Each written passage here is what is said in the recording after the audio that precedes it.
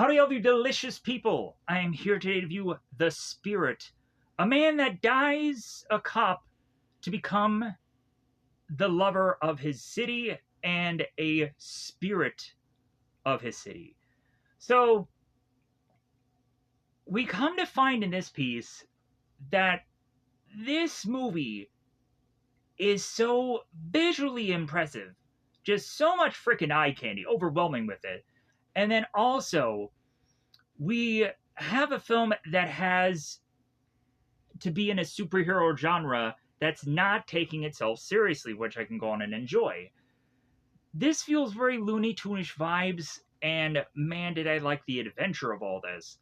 So, I was to be way more sold than I was so many years ago when I originally checked this out and wrote it off as like, man, this movie is kind of goofy and weird.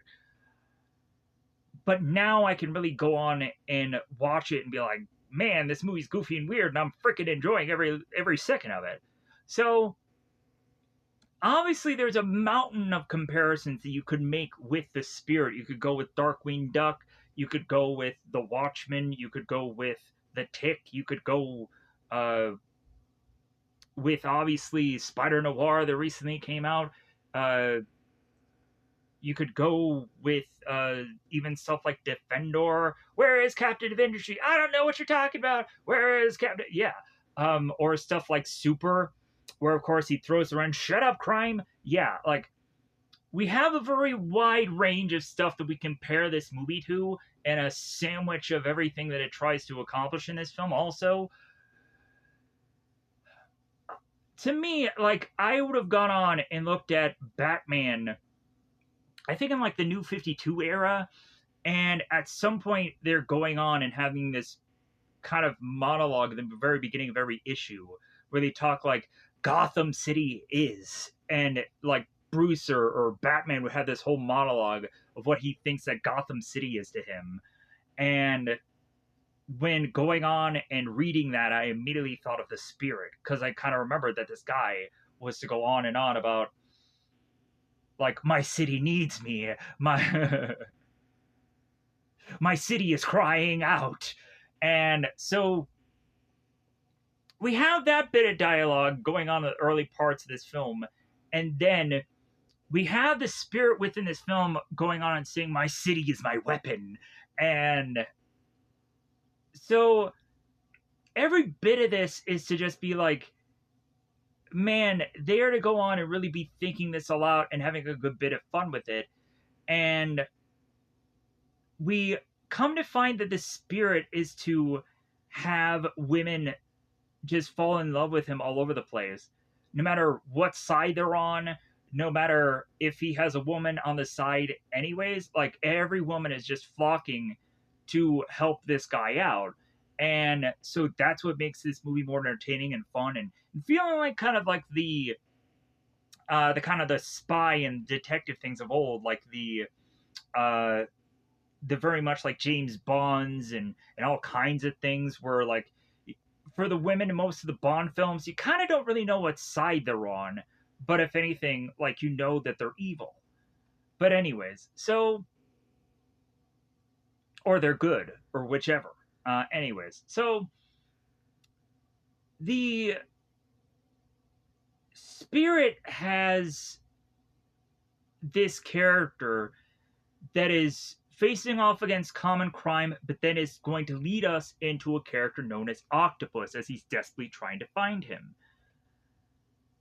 Of course, this is to be the Spirit's nemesis, the kind of bigger threat of this world. So, as the two of them fight, and the Octopus mentions about how they tend to fight all night, I'm like, oh, okay.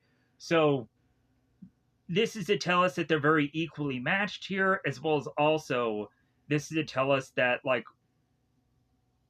that we're going to have, like, a lot of interesting fun to see how they keep building and escalating between these two characters. So, as they fight with toilets and sinks in the very beginning of this piece, we have Octopus that goes into the teaser, the reveal, that the two of them are to be very much alike. And we have to spend the rest of the film figuring that out. And I like that we have these two characters that are to be so equal. Like we'd go on to see of like Captain America's of the past, where or past MCU like films, where it seems the villains and the hero were to be kind of very equal. Were to go on and have like the same serums or the same um, kind of or similar origins. So like guys either trapped in time or guys that are to go on and to have found this super soldier serum and what is to kind of come out of this. So the spirit, while going on and focusing on Octopus, realizes that a past love in his life is going to come back to him, and no, it's not Lorelei, death, but it's to be Sans Serif, a girl played by Eva Mendes. And so this to me, like, almost even felt like the original Crow film with Ernie Hudson in it, or even stuff like the City of Angels sequel, but still. Like let's try to like not go too far into here. Like we can make a huge number of comparisons. It could be forever. So, because The Crow, like, yeah, that movie is so dark and so, uh, like gothic and whatever.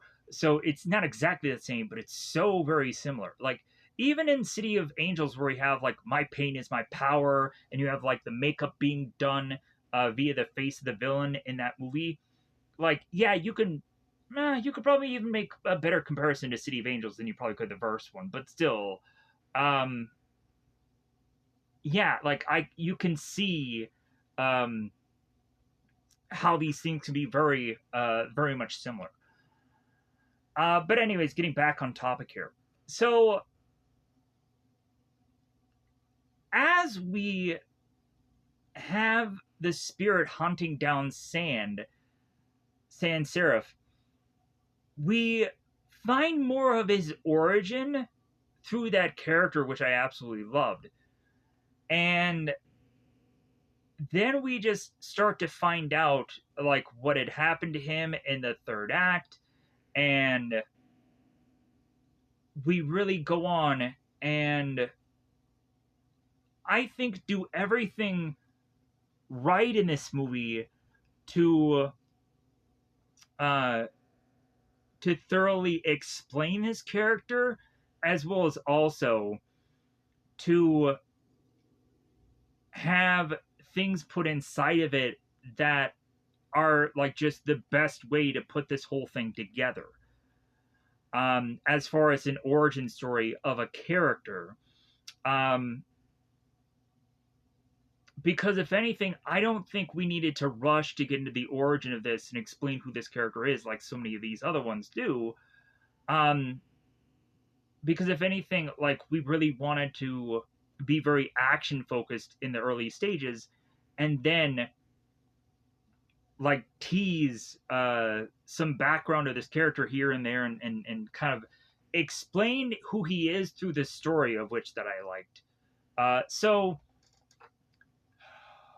with that said, uh, eventually we'll come to find in this third act here, there might be a little bit of spoilers here, but we'll come to find that Octopus is to have experimented on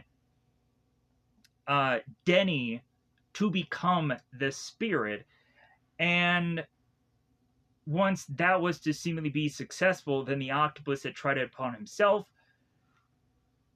and then in turn, Octopus realizes how that is to not be quite enough. That if anything, the substance of which that he was put on has to be up the ante of him going on and getting the blood of Heracles or Hercules. And so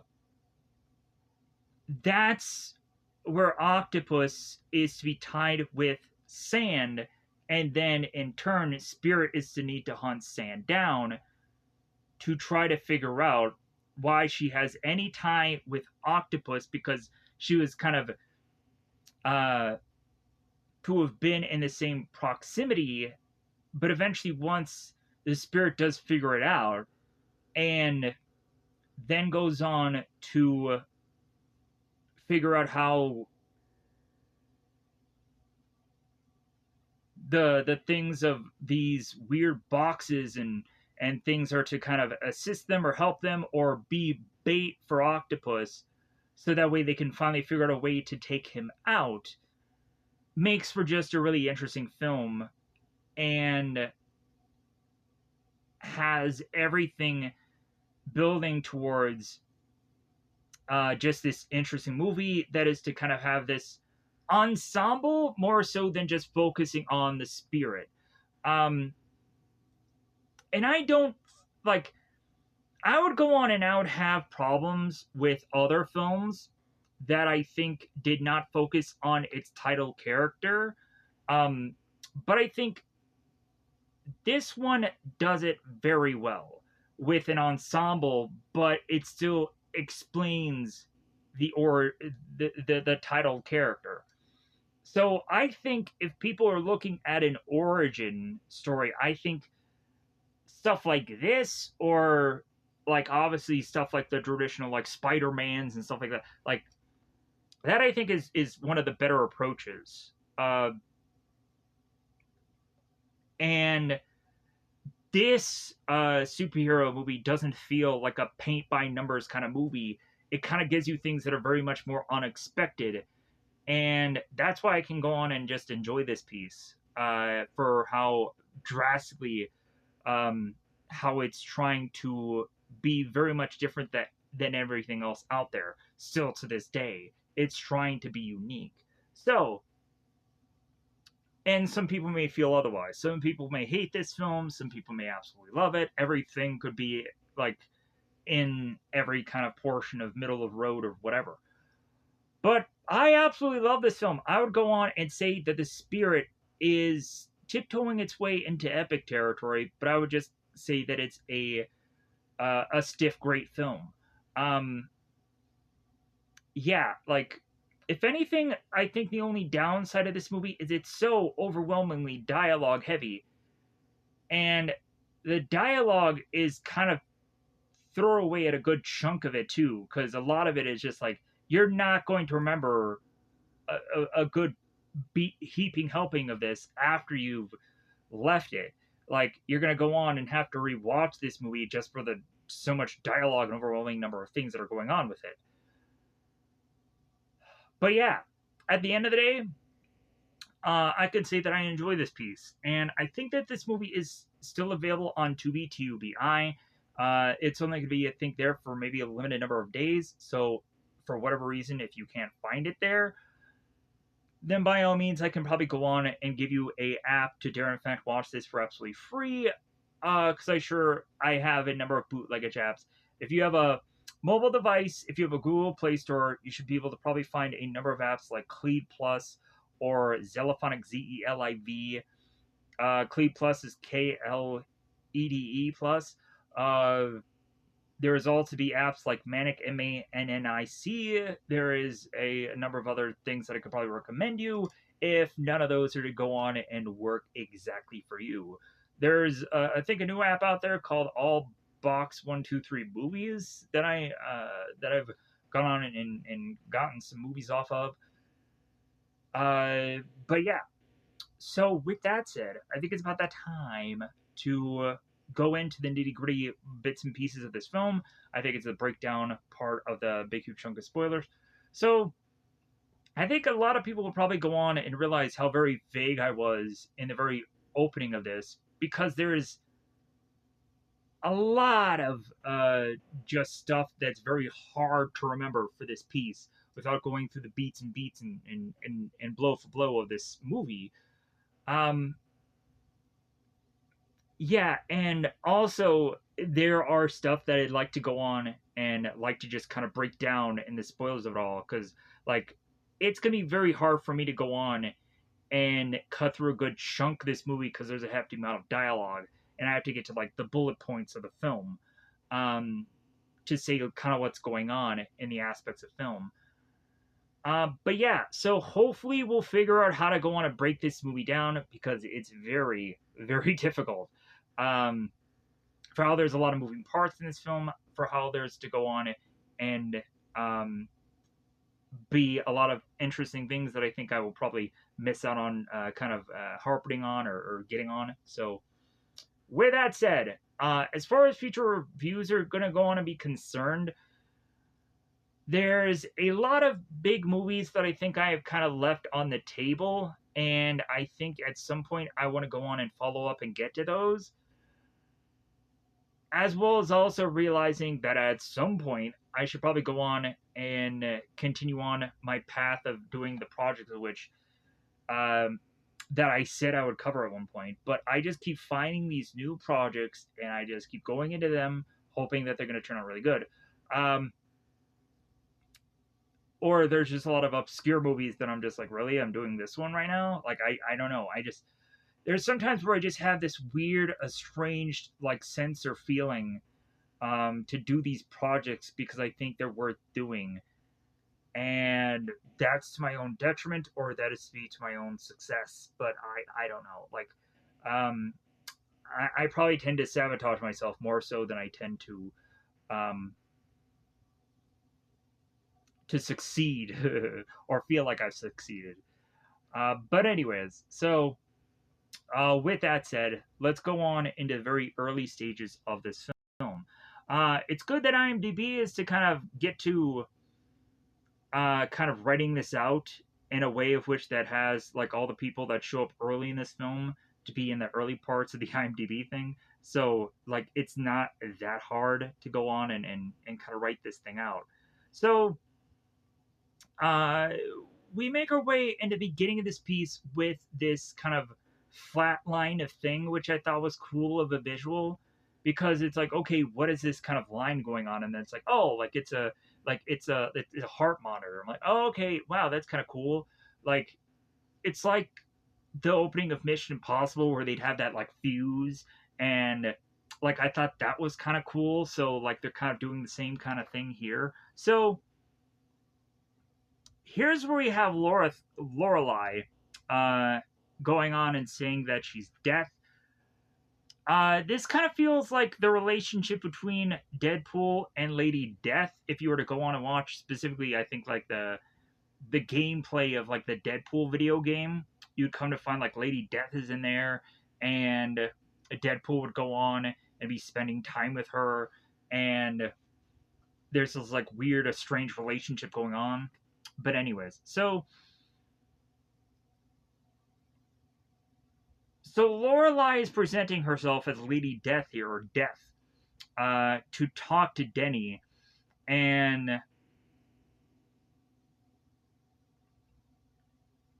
she's to say how very few men have kind of escaped her, but it seems somehow that Denny is always the exception, and and she is watching him, and she's hoping that at some point he'll come back to her. So we then cut to the opening of this film that is to have Denny or the spirit kind of get ready for his night out of crime fighting. So we see Denny with this huge, massive window, and inside of his home, he is to have like a large number of cats all around him. Like I was almost think that this is like Batman Returns for how many cats he has, but I guess that's just his thing. So we go on to have the spirit who is the making his way gingerly to this phone call, and the spirit answers it, and so this random detective Sussman goes on to tell the spirit that the octopus is at large.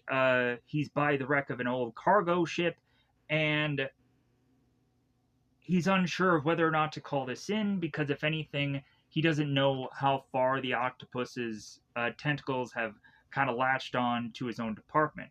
So The spirit is like, okay, I'm on my way.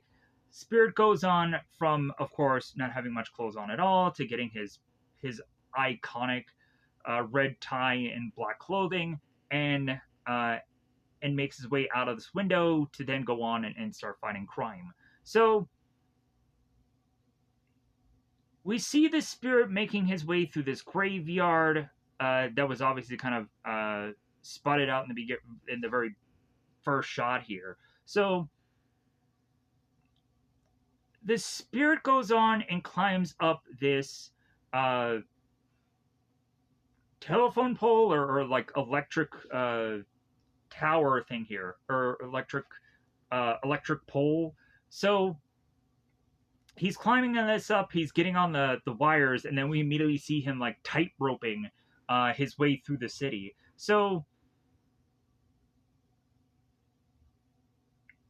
Spirit goes on this whole long thing of dialogue, um, how the city is always there for him. Uh, she's an old city. Uh, she's my sweetheart. Basically, going on and having him say how beloved or how in love that he is with the city, and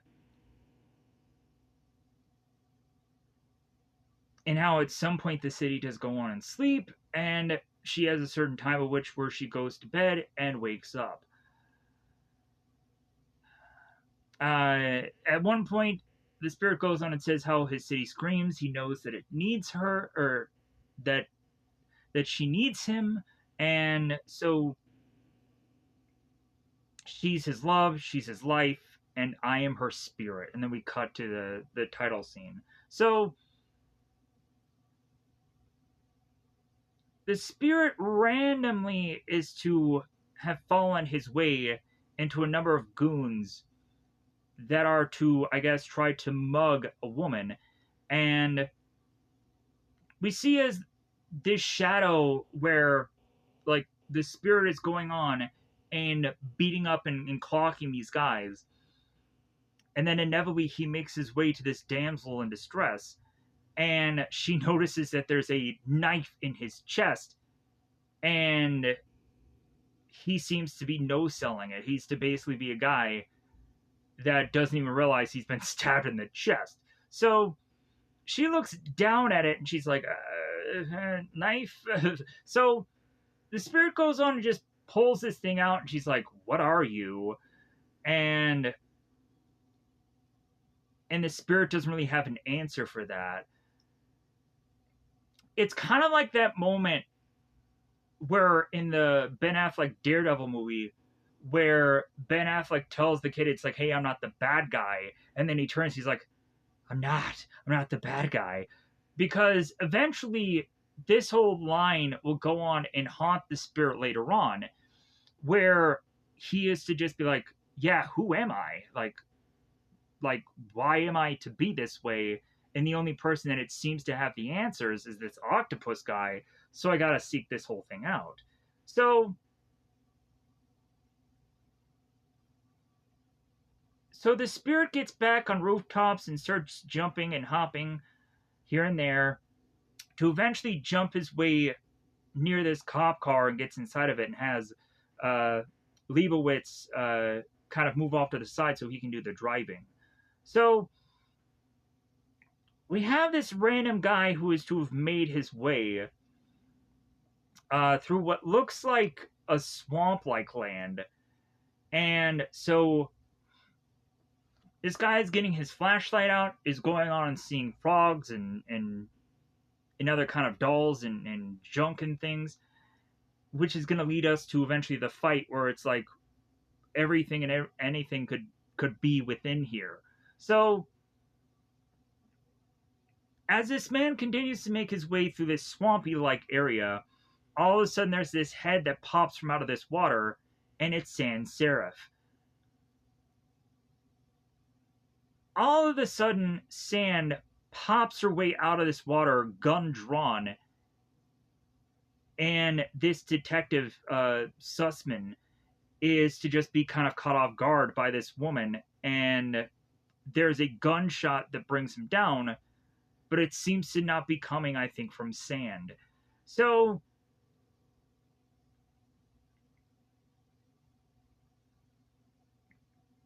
we have the Spirit and Leibowitz that are making their way to the scene of the crime.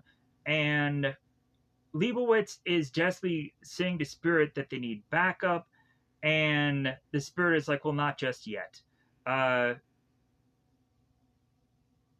if anything, we're gonna kind of have to do this under the radar, or we're gonna have to go on and kind of do this a little secretly, so that way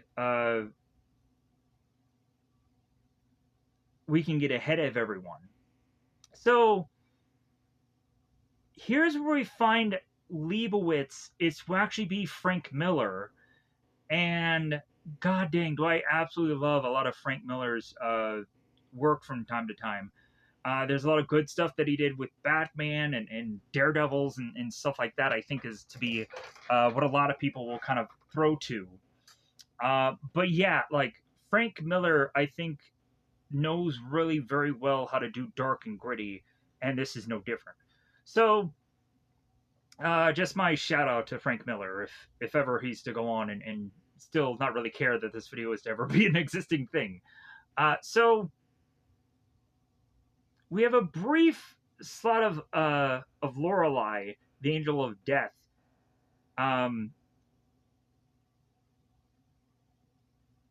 Because of course there's a teasing that like that the spirit could just die here. But anyways, the spirit has to mention right away when he's talking to Leibowitz here how he's not a sailor, he's not a cop.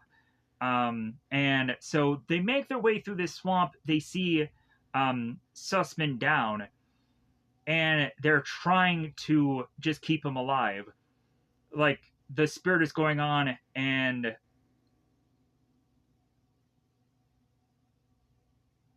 say, "Hey, man, like take it easy. We're gonna bring you on home. Just keep breathing." And so Sussman goes on and explains to the spirit how he'd gone on to see a beautiful woman, and Sussman had been able to have ripped this locket away from said beautiful woman, and eventually the spirit will obtain this locket and realize, oh, Sand is to have been in this environment, like this implements her in this area, and like why was she there? So and that forces him to investigate this. So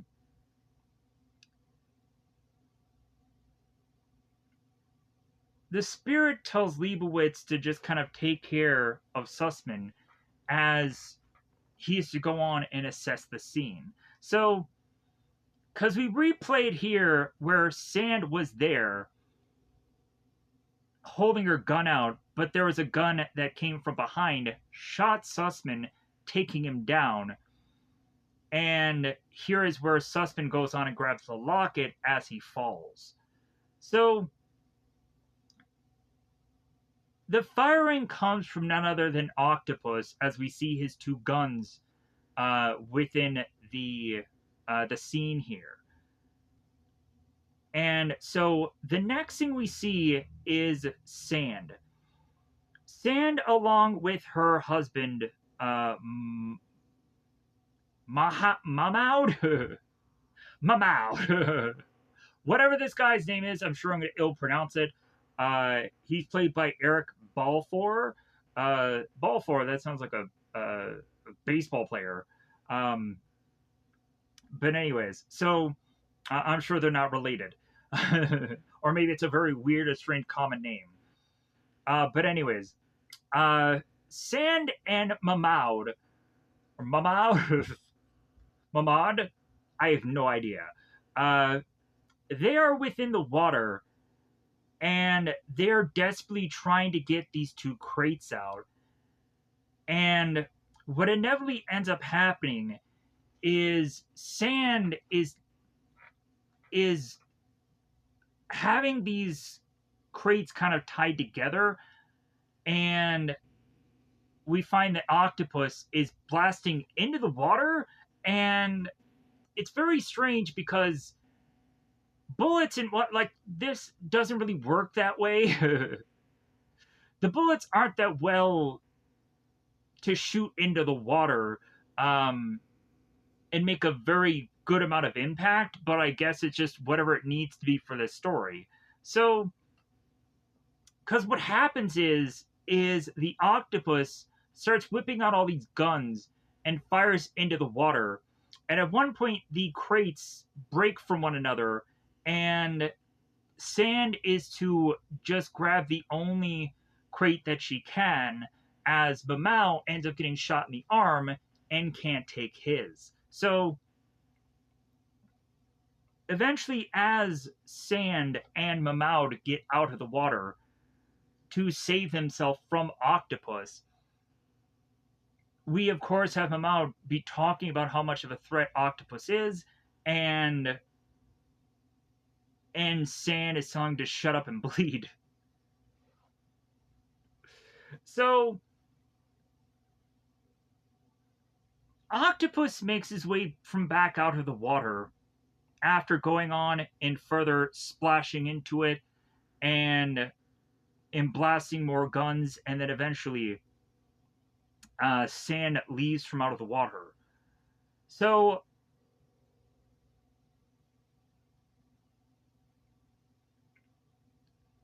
we would have the spirit watching over Sussman and trying to control his breathing.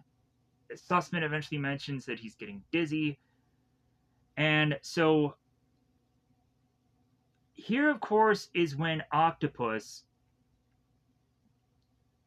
is to, of course, go on and make his way to get to Spirit. And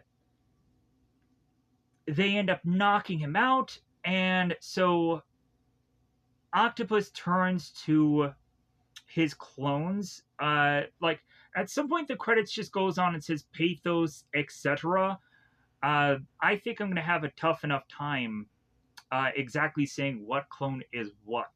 Um, if anything, there is at some points in time where there are specific clones. So I'm just going to go off and just be like, okay, Pathos and two other clones, or Pathos and like I could be wrong that Pathos is not always involved here, but I'm just saying if I basically say the clones, you know exactly who I'm talking about or what I'm talking about.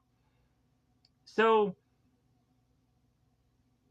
as Leibowitz and Spirit are being knocked down close to one another, the octopus is to let his clones know that, hey, you know, when me and the spirit get together, we party all night. And so you guys might as well go on and leave with this crate. So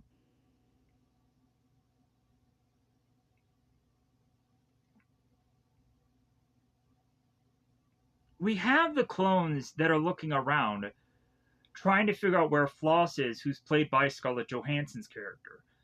They're asking where the truck is. They're asking where Floss is. They're mentioning how beautiful she is. They tend to, like, these clones repeat these sayings far too often within this film, and like there is always like the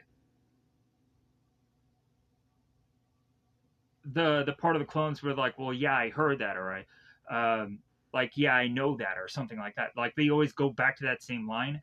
Um, uh,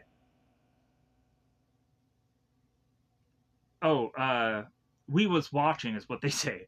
Like I was trying to figure out what was the go-to line that they always say. So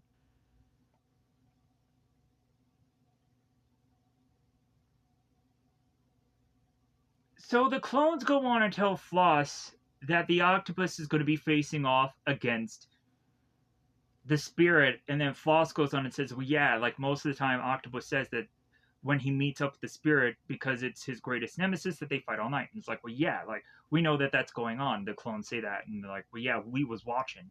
And so Floss goes on to just be like, well, okay, then, like, then you guys get the crate in the truck and we'll get the heck out of here. So as Octopus had gone on to basically kick the spirit's ass, following him into this water, and then the spirit makes his way back out, and they start to fight it out here, getting these pipes and crowbars and things to just find in the water here. But eventually, the more they fight here, we get even larger and bigger, massive items that are very awkward and very strange.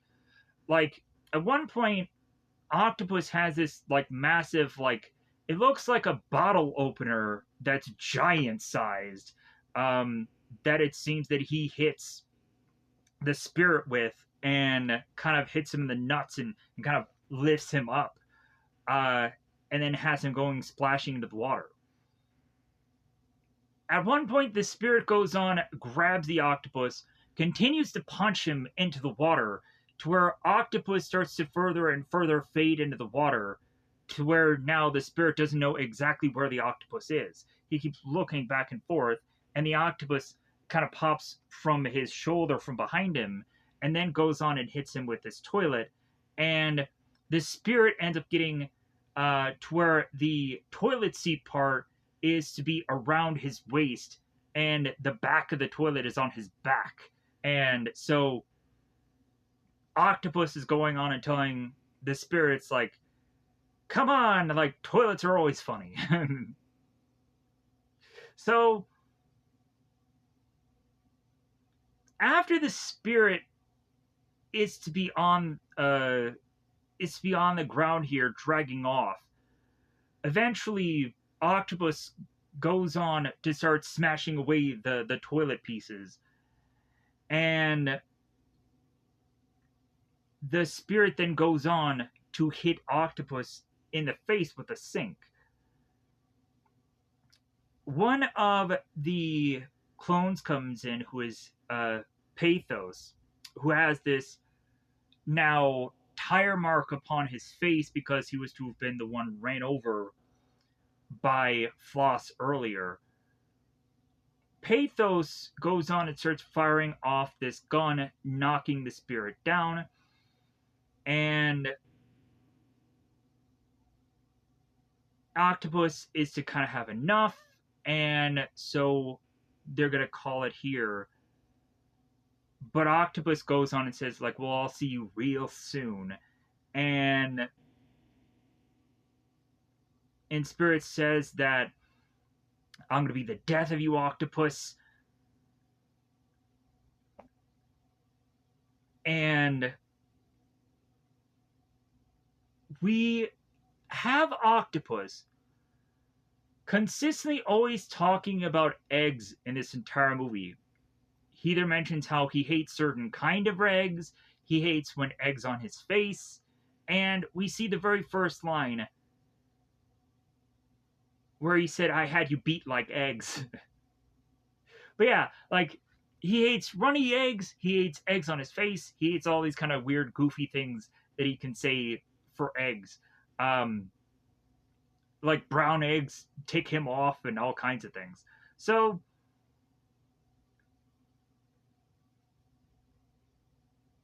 here's where Octopus says that the spirit is an accident and that he never should have happened. And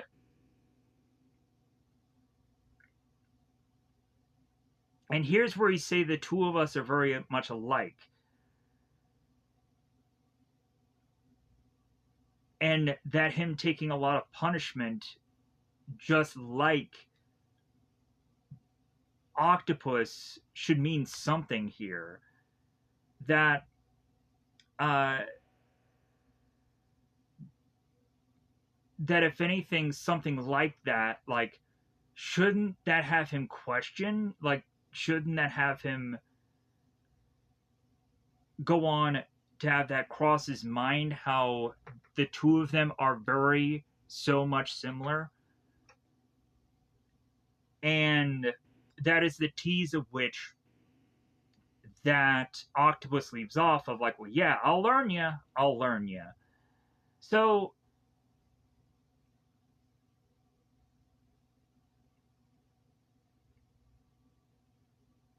Octopus then goes on to leave and puts on his hat.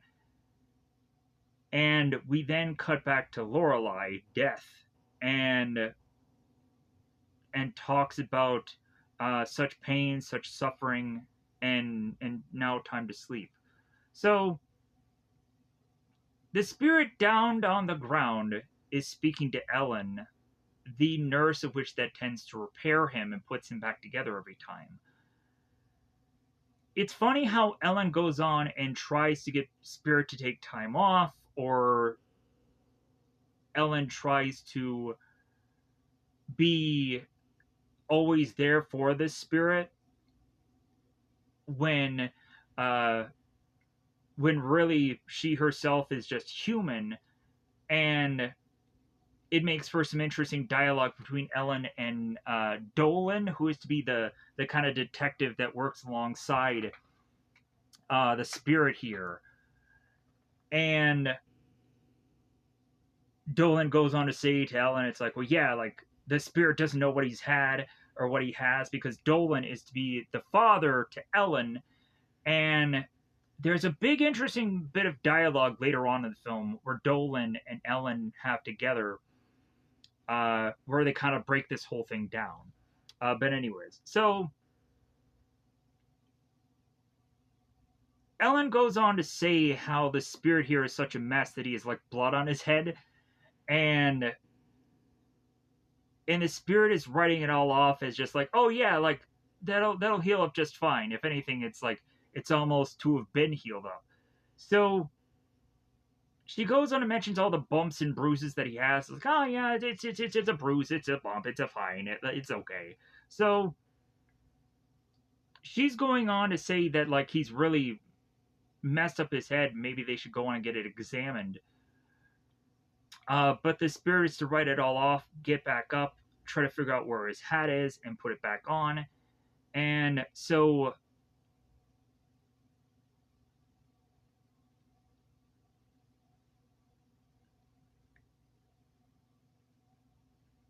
Ellen is trying to question the spirit if he knows where he is, what year it is, and what his name is.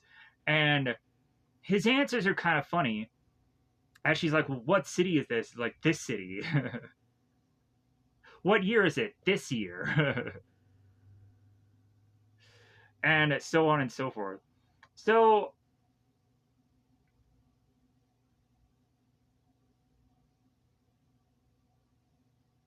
as the spirit walks off, he looks at the evidence, and here is where he goes on to find the locket and pick it up. So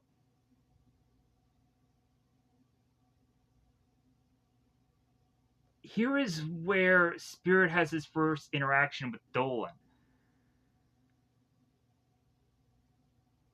Uh, let me pause here to try to figure out what's really going on in this dialogue, because I don't exactly know the best way to cut through all this.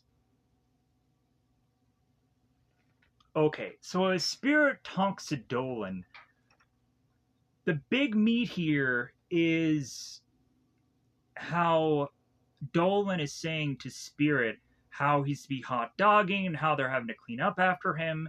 And the Spirit is to say, it's like, well, hey, yeah, like, well, your people can't exactly be trusted. Dolan is like, well, are you internal affairs now? And so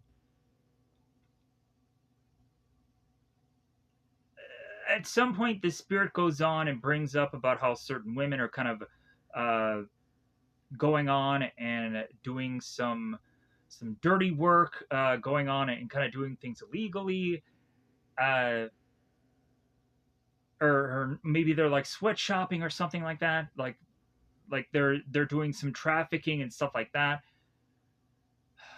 from memory. So eventually, as the spirit goes on and kind of just walks off here, and how Dolan is to talk about how at first when he meets him that like spirit's like, well, hey, like, uh did you get a little dizzy from all that action? Dolan goes on and he's just kind of worried about the spirit, about how he's hoping that by the end of this all that he won't be looking at the top of a building and be curious about jumping. So the spirit is taking a moment here to again going back to like the Ben Affleck Daredevil thing of like, hey, I'm not the bad guy here. The spirit is taking a moment to figure out what he is because he remembers that girl who was to ask him, what is he? He's like, am I a cop? Like, am I a ghost? Am I dead? Like, what am I? And so he's like, I'm not even a spirit.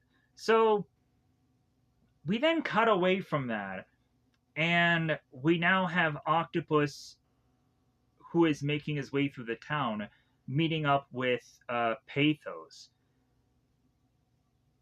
And at this juncture, Octopus is writing off Pathos as just this hired gun, that he's a nothing, and that he's just a quick draw McGraw. He's a trigger man, and so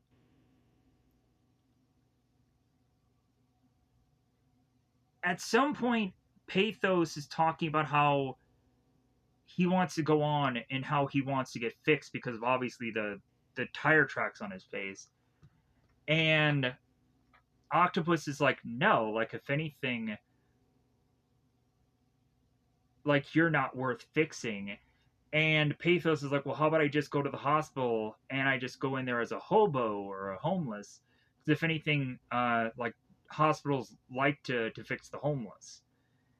And by the end of all this, we have Octopus that just guns down Pathos and takes him out.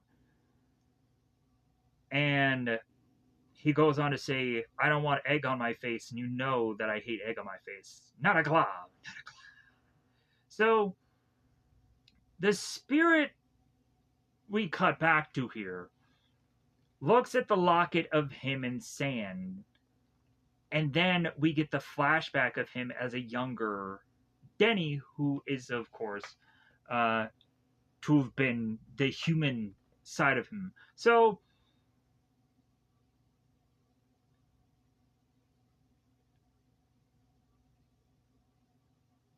both Sand and Denny are meeting together, and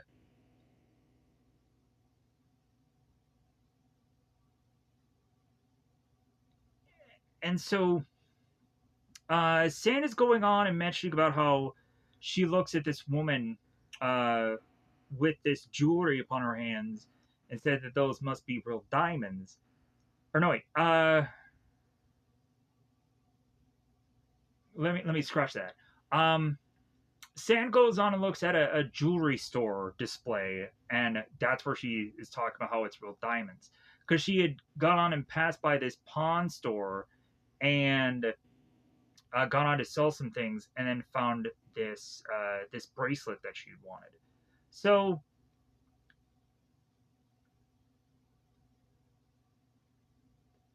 as the two of them sit there, and we have Denny that goes on and hands Sand this locket, and she mentions about how, so you want me to be your girl? And whoops, let me pause here for a second. And so Denny is like, well, sure, I guess. Like, if I guess if that's what it means.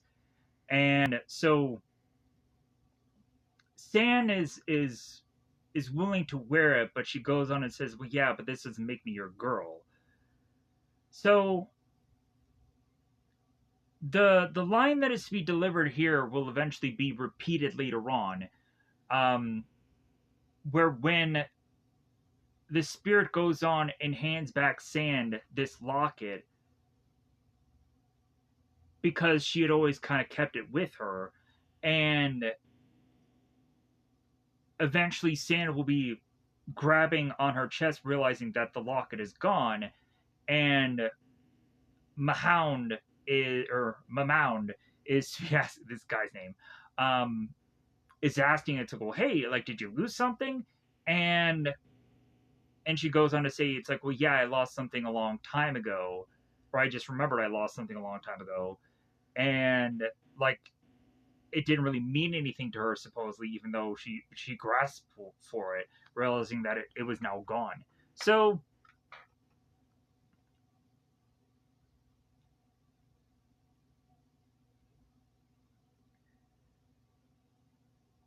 the spirit turns back to this cat and starts to mention about the good old times, and how him as Denny and Sand used to have a lot of fun. Weirdly, they're at the very tail end of a train, and Denny is like dangling Sand while he's like gripping on her. She's like flying, like kind of like flopping in the air at the tail end of this train, being very reckless. And I'm like, luckily this guy is strong enough to like hold her. Uh, Sand is going on and looking at the front of this jewelry store, and so uh, they're going on and they're reading comic books together, like old fashioned like crime suspense novels, and probably a number of things that maybe Frank Miller had probably gotten um, like ideas from the spirit from, or just things that they just wanted to just put in here. So we see Denny and Sand kiss, and the spirit comes back with everything went straight to hell after that, because what ended up happening to Sand's Uncle Pete really started to tear both Denny and both Sand apart. So we find in this flashback that Uncle Pete is being attacked by this gangster, and there ends up getting they end up having this cop um, be walking in to be like, hey, what's going on here? So we have this thug that goes on to shoot this cop, and while Uncle Pete's eyes are so very close to this gun as it's going off, he kind of gets temporarily blinded.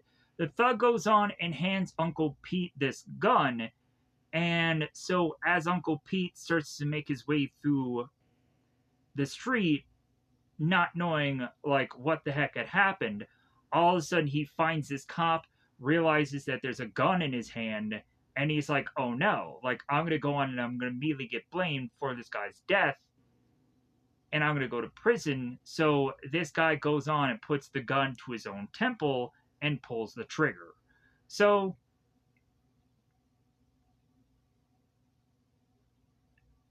there is a break of time where we find Denny and Sand making their way to Uncle Pete. Or Uncle Pete? I want to try to get this correct here. Yeah, Uncle Pete. So as the crime scene is to kind of be kind of cleaned up here, and kind of things are to be shuffled away, Sand and Denny realize what had happened, and then they start walking away from it.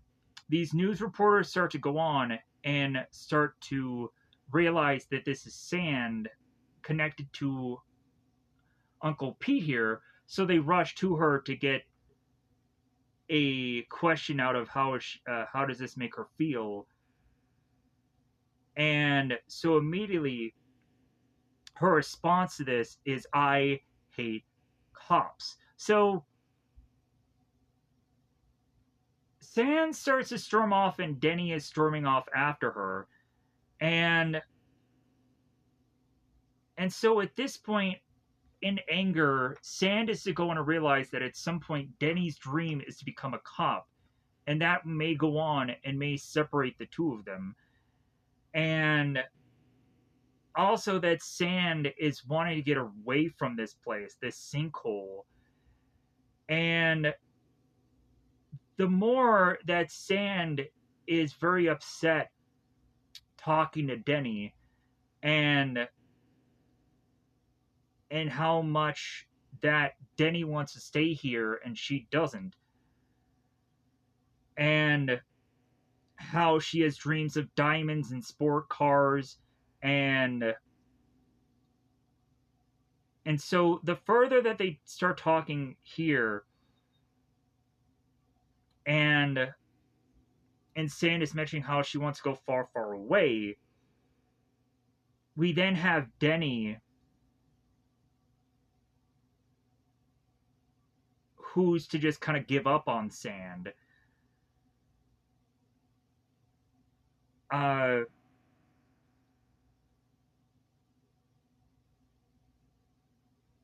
so he goes on to basically say, I don't care about you neither. I never even want to see you again. But anyways, so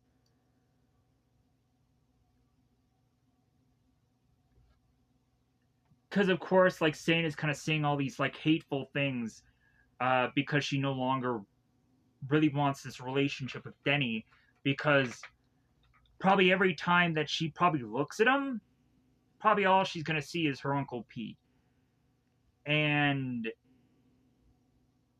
that is to be probably the reason why she tears away from him like she does. But also, like, Sand knows that if she sticks with Denny, she's never going to leave this place. She's never going to leave this city. And they go on and they say that Sand is supposedly supposed to be in like Europe somewhere, and that's the accusation that they think that she had gone off somewhere. Oops. But anyways, so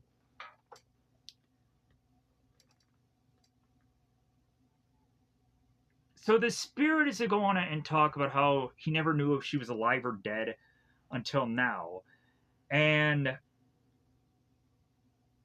so the spirit is just kind of conflicted here, because he's like, why, Sand, did you need to go on? And why did you have to, like, come here and put your locket into Sussman's hand? Like, now I have to go on and I have to look into this. I have to go on and I have to know that you're implemented, and I have to investigate you, and I have to go on, and like, I have to figure out why that you're connected with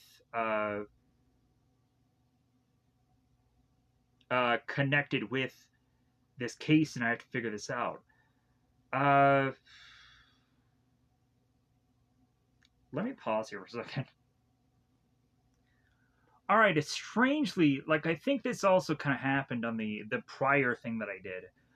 I lost a little bit of footage here.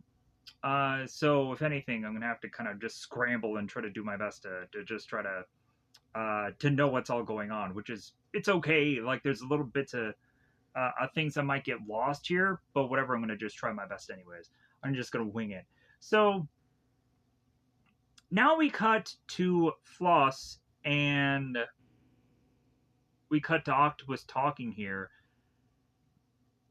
and while they're talking, we of course have Octopus that starts mowing down all of the clones, all the Pathoses, and all the guys.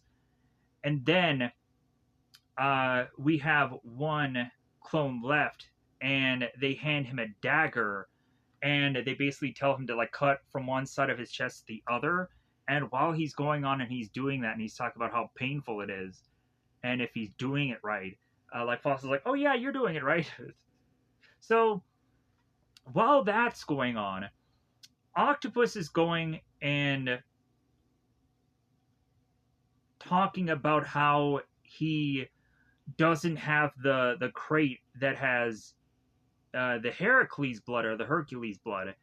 Instead, he was to have gotten the crate that has the bling thing. And we come to find out what the bling thing is just this armor. So, and that's why Octopus hauls off and kills all the clones for how like he basically is to not get what he wants, which is this blood. So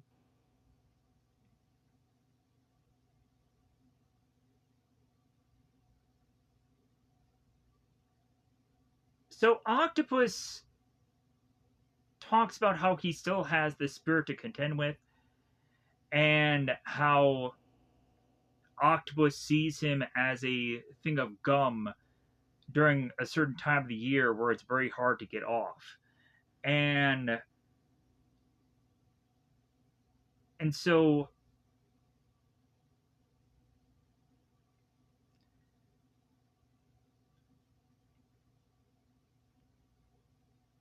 we have, of course,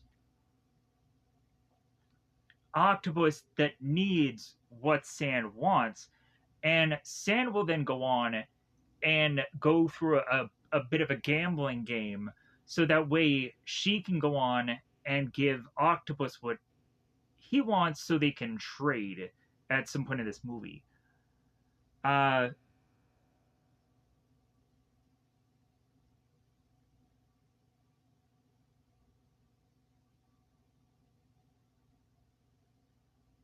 so if anything, we cut to Sand because like if anything, they kind of talk about that they have a plan going on between Octopus and Floss, and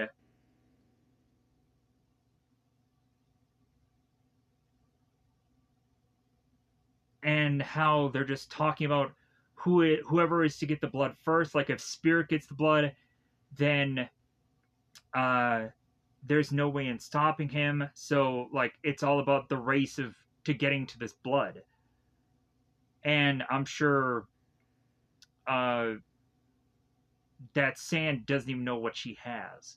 So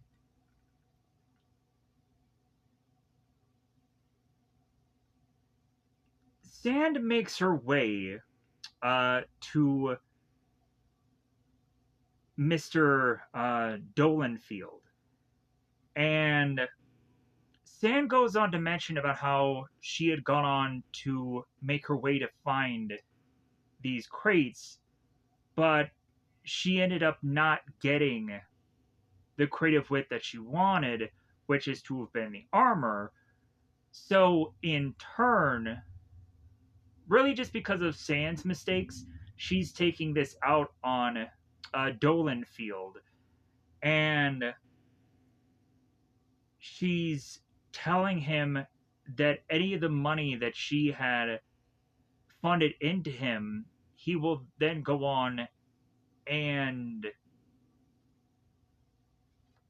donate all these bits of money. And specifically, she forces him to go on and do that to donate to the police force, which Dolan goes on to mention about how um, the police force can now fund all these like bulletproof vests and everything like that. And then he comes to find the reasoning for that funding coming into the police station is because Dolanfield had donated this, and so this is to go on and try to figure out why.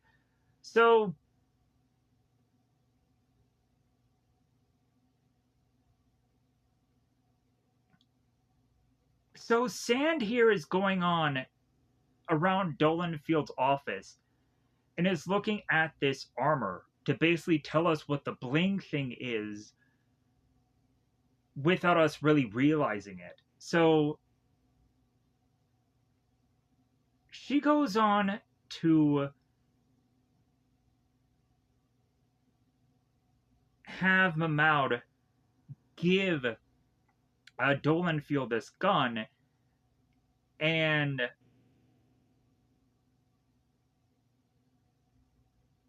to his face, and then basically ask for his password so they can go on and they could uh, go on and take this bit of money and donate it to places.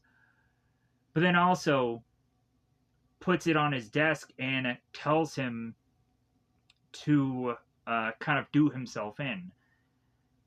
Funny enough, the password ends up being Robin like the bird.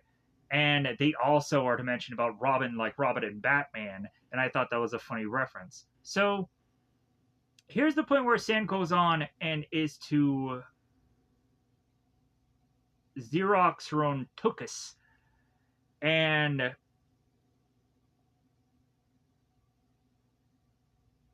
talks about how this guy is making an ass of himself, the perfect ass. And then goes on to sign her Xerox copy and puts it in the trash. I guess giving a clue for, of course, the spirit to follow up on, because he'll find this clue and then he'll realize, like, okay, like I'm gonna have to again do some investigating on Sand, because it seems that there's a trail of breadcrumbs that's going on here. Uh, and the spirit will go on and make his way to this office, and Dolan will go on and have this secretary that mentioned that Sand was there. And here's where Dolan is talking to the spirit, and it's like, well, hey, like, it feels like you're hiding something from me. But anything, we'll get to that here shortly. So,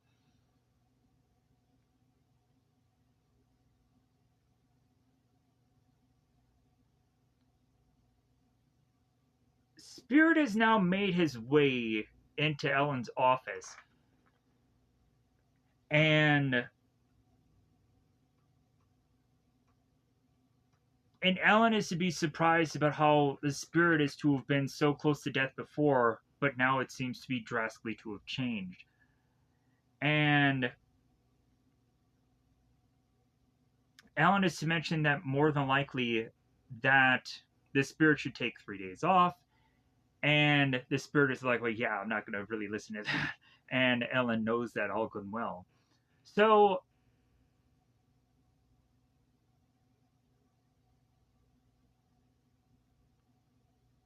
as the spirit starts to get more and more cozy and almost intimate to Ellen, like rolling down the blinds and getting ever so close to the window, thrusting her against this wall, Ellen goes on to mention about how Spirit is pretty much a ladies' man, how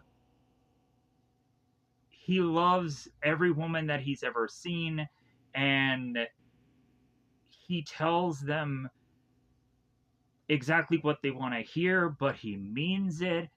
And how at some point,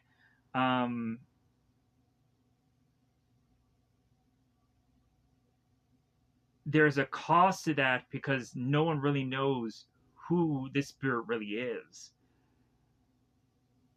And so,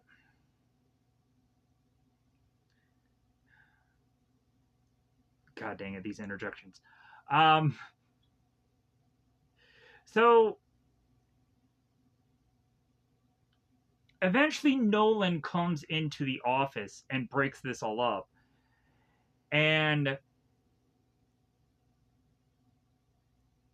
here is where we have this detective who is Morton Stern, who I know from the show Castle, but that's probably the only thing that I'm sure a lot of people probably know her from, probably. If you had seen that Nathan Fillion show Castle. But anyways, so Morton Stern comes in here, and immediately the spirit is kind of going on and kind of in the very French way, like kissing this girl's hand and being all kind of like ooh la la to her. So immediately when Ellen is seeing this whole thing being done and how like the spirit needs to kind of walk away here to make her way, to make his way out, Ellen goes on and calls him a bastard, throwing this scalpel out the door. And we'll see from time to time, whenever Ellen is to see that the spirit is kind of throwing himself at another woman, that's of course when Ellen gets very upset. So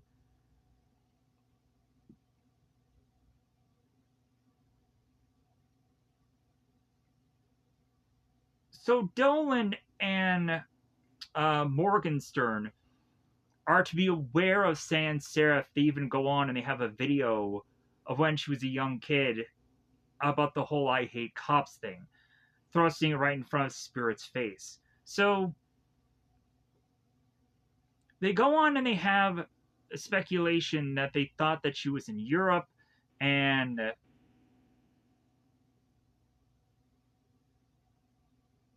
that she was doing jewelry heists.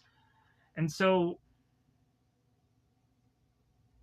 we would go on to, of course, have the spirit says, "I've never heard of her." And as the spirit walks off, Dolan just has his face just kind of like, I just don't believe what he's saying to me. So they make their way to Dolan Field's building, and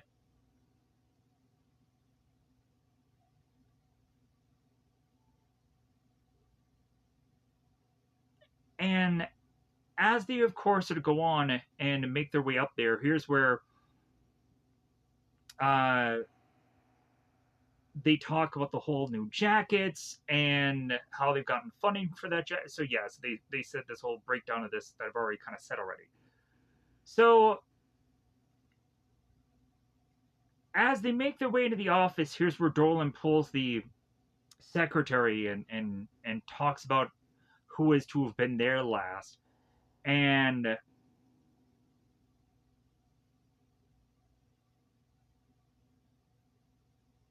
so here's where Spirit goes on and finds uh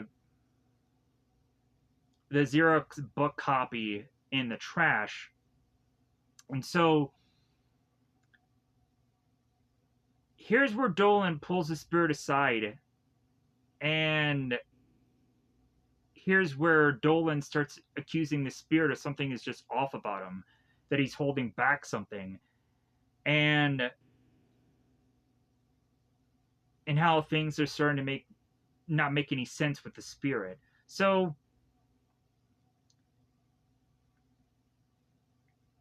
we have Morgenstern within the elevator that talks about the Electra complex. And if you don't know Frank Miller, of course, being a person who had gone on to do Daredevil, you would know that at some point he had gone on to create Electra within the Marvel world. So for him going on and nodding to the Electra complex of things, it's because he knows it fairly well. But yeah, the whole Electra complex is about a daughter, kind of going on and and to have hated his or hated her father, or like it's a whole daughter father kind of connection of things. And so I think they kind of clean it up a lot better than what I'm saying here. So if anything, just check out the movie. So uh, as of course more and more the Spirit continues to lie to Dolan and walks off. As Spirit makes his way into the elevator, he looks at the Xerox copy and or the copy of course Sans butt and says that she shouldn't have signed this. So now we make our way to Octopus. Octopus is going to have tried to make a clone of Pathos, but it comes out a little weird. And he goes out like, "Hey man, like this is a little weird, right? This is really weird." So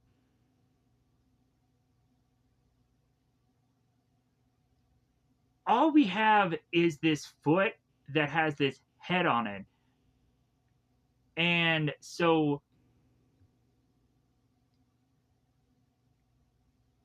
because of this failed clone, and how Octopus is starting to become depressed, and the more that he's getting annoyed by the clones from behind him, Octopus is telling Floss just kill them all, and Floss is like, well, we can't kill them all because we need them. Like, if anything, we're running low. So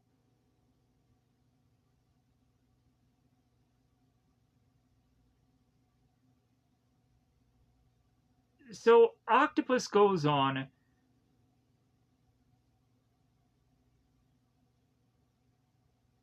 to say that within inside of him, the serum that he had him on is starting to get more and more unstable. That if anything, he doesn't know how long he's going to last for, how long he's going to live.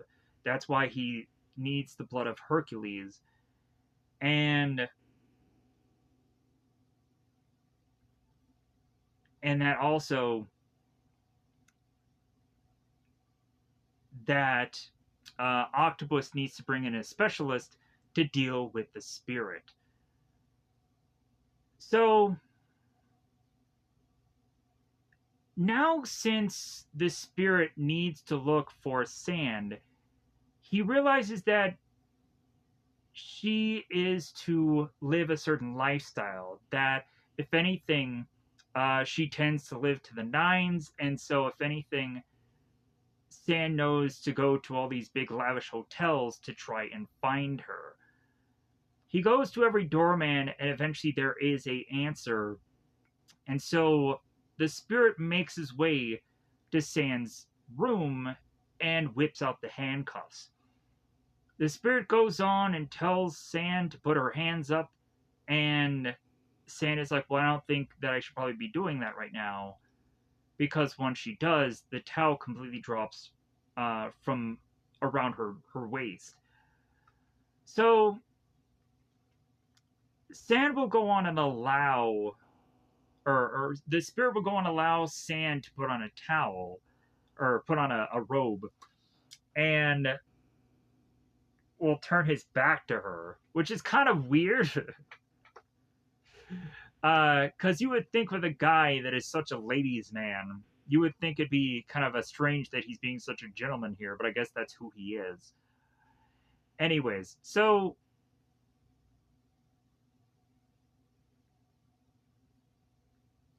Sand ends up showing us here that her husband is strangely now dead. We'll see on the ground that his head will kind of be tilted open and he's now dead.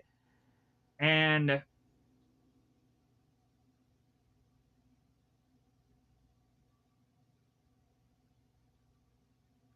so the spirit is bringing Sand in because of the death of Donalfeld, which technically he had killed his own self. So, like, it could be very construed of what exactly the crime could be here. And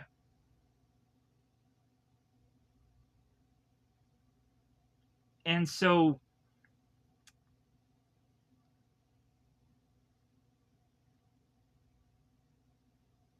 so Sand kind of throws this into the spirit's face, mentioning about how he's putting her in jail for something that she may not be actually guilty of. And if anything, shortly thereafter that, she goes on and chucks him through this window. Uh,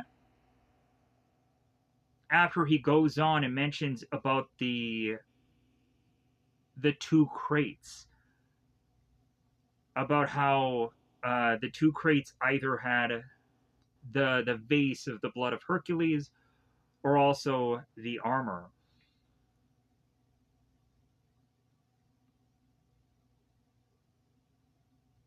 Also, the more that the spirit brings up about this armor or the gold fleece and whatever have you, um, here's where Sand gets very upset and then chucks him out of this window shortly thereafter that. Um, and she leads up by this by saying like, well, yeah, the only one who knows about that is a person who is dead, and that's not you because you're the spirit. So she chucks him out this window and he falls. So he falls right on this weird ram uh, head. And so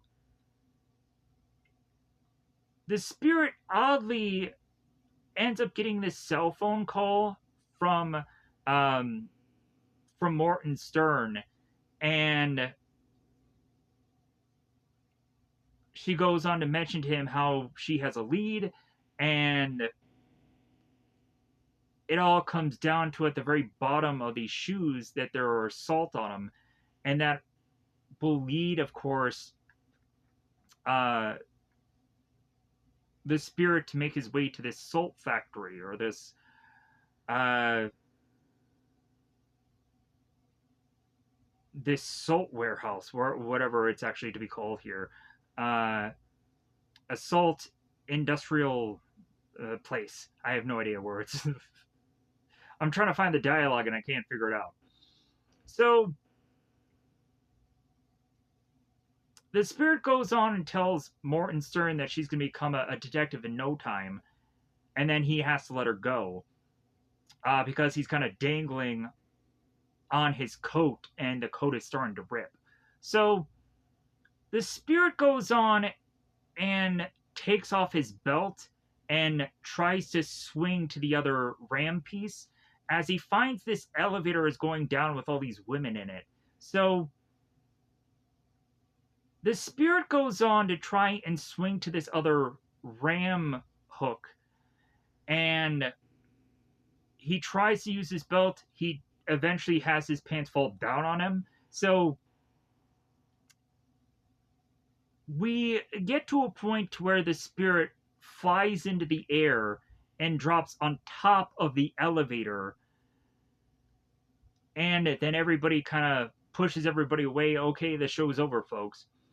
So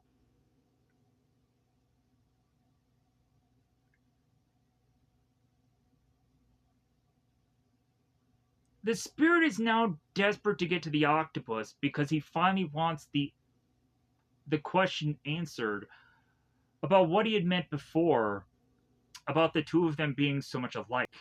Uh, and that sand will have to wait. So the spirit is to have made his way to this salt warehouse, and immediately that's where he notices that there's a lot of armed guards here, which is really just guys like Pathos and whoever of clones that are just kind of all over the place. So as soon as the spirit notices that Pathos has this gun, he's like, well, hey, I don't need a weapon. Like, my city is my weapon. And so the spirit goes on to jump onto this fire escape where then Pathos goes on and flips over and drops from. And so he starts the spirit starts mentioning what his weapons are: the iron jawed fire escape, the man-made lightning, which is to be where the clone goes on and hits this electrical wire and gets fried, and then he drops to the ground. The spirit makes his way to the ground and finds that there is Bulbous who has this gun out, and the spirit kind of grabs this sewer lid and then whips the sewer lid at a Bulbous, and that's where the spirit goes on and notices one of the clones in the sewer. So he's like, aha, like, so like Octopus and these people have gone on underground. All right, so the spirit goes on and slides down this ladder and is being met by Floss. And Floss is to kind of applaud the spirit here, saying how much he's a fine detective. And then eventually, as the closer she gets to him, she injects him with this blue needle, or blue liquid needle, knocking him out here. So this guy goes on and he gets stabbed and shot and whatever, but you put a needle in him and it takes him out. But if anything, I guess he kind of technically gets knocked out at some points also. So like this guy's in like impenetrable. Like you aren't gonna go on and put a needle in him and like the needle breaks. So like that, like there has to be a thing that has to make sense for this character here of there being some way to take him down. So here's where we cut to Dolan and Ellen talking it out here. And Dolan goes on to wake Ellen up because, like, at earlier in the part of the movie, Dolan says how Ellen looks like crap, and then like Ellen is basically falling asleep at the job, and Dolan is basically telling her, "Hey, you should go on home," and Ellen's like, "No, like, if anything, if I leave here, that's when he's going to appear. That's when I'm going to have to put him together. And I'm the only one that's going to be able to do that." And so,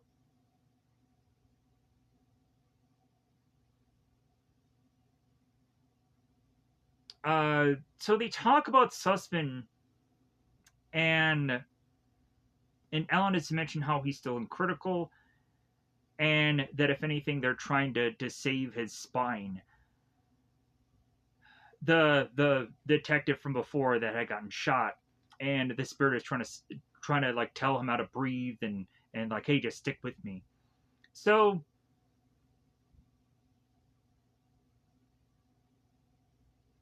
Dolan mentions about how the spirit is technically a menace, and Alan's like, well, yeah, but he's someone that this world so dearly needs. He's a hero. Uh, and Dolan's like, no, he's a menace because my daughter is in love with him, and he knows how much that she's killing herself waiting for him, and and and the spirit doesn't really even care about her because of how he's going on and being such a woman's man and kind of just throwing it around. That base, yeah, like she doesn't, he doesn't really. Dolan thinks that the spirit doesn't really care about her that much. So, uh,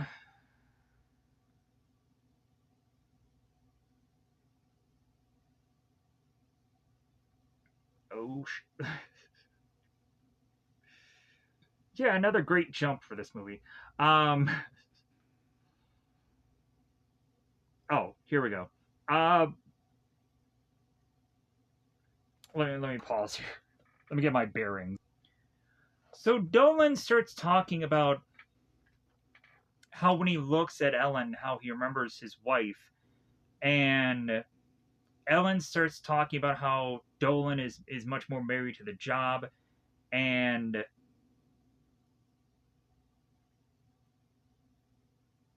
if anything, that's where Dolan starts talking about Denny, and Ellen is to mention how Denny is dead, and how Dolan is to kind of remember Denny and how he was, how sweet of a kid he was, and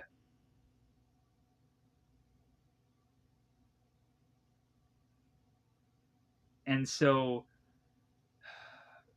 Denny goes on to say how lucky that the spirit is that he has Ellen, and Ellen is to say it's like, well, he doesn't even know how lucky he is.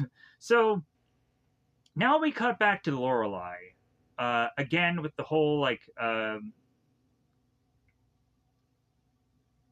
let me hold you, you're weaving, I can feel you. Like what is this, like Sweeney Todd, like I feel you, Joanna. Da da da da da da. God, I don't remember the exact lyrics of that song.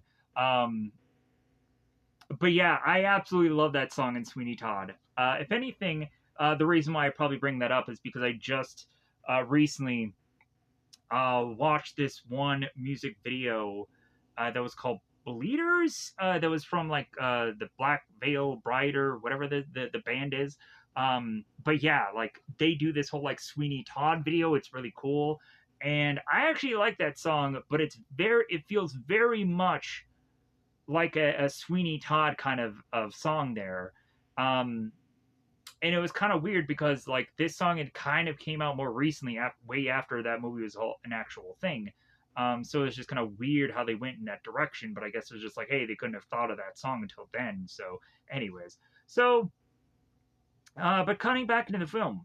So also just like the visual way of which that Sweeney Todd looks in that Johnny Depp film kind of looks very similar to this. It's very grays and blacks and stuff like that in that film, and like we have pale people and just it's a kind of colorless movie, but also it's a very interesting approach of story of which that is to of course be a play and what have you. Anyways, let's get to the film. So the spirit is to be all tied up into a chair, and how numerous times we've gone on to see this in every superhero thing where it's like, will the hero get out of this? Like, we'll find out next time. Or they'll go on and they'll have some weird knife up their butt somewhere, and then they'll free themselves, like Batman has had this kind of thing countless times being done to him. And so here's where we go on to have something that may be offensive to quite a bit of people here, as we come to find that Octopus is wearing very Nazi like apparel, and there's swastikas and stuff like that. So I probably should have said this in the beginning, but more than likely I probably didn't say it anywhere. Um, and I know that this could probably be offensive to somebody and whatever. I'm just like, I think the visual of this is to just show pure villainy of this character, but I also don't get really why we needed to have this here. Like, why did this need to be a choice? I just don't quite get it. I don't get why it mattered. But anyways, so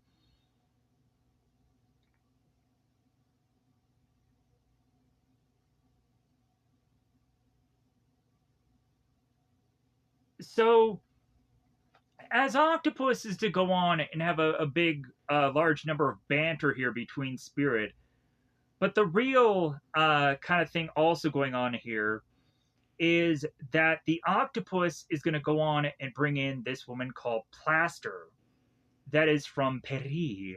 And so, as Plaster comes in, and she is to go on and have this very much belly dance, and is to be very much uh, well, I've already said a belly dancer looking appearance and appeal, which is to kind of bring in, like, if we've had like so many kind of flavors and culture of things, yeah, this goes on and also like adds another level to this. So Plaster goes on to mention who she is from Paris.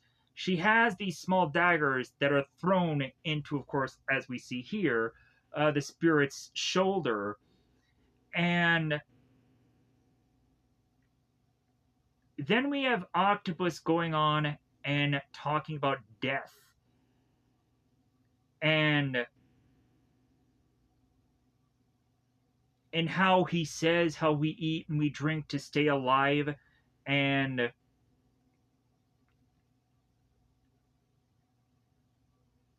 how we create and how we build skyscrapers, and how we try to do things to live forever, and how we build things to be remembered for centuries. So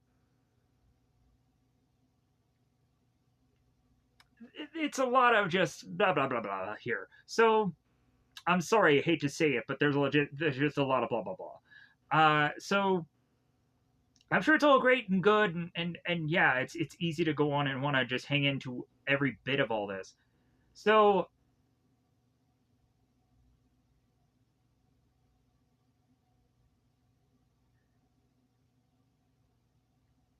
uh,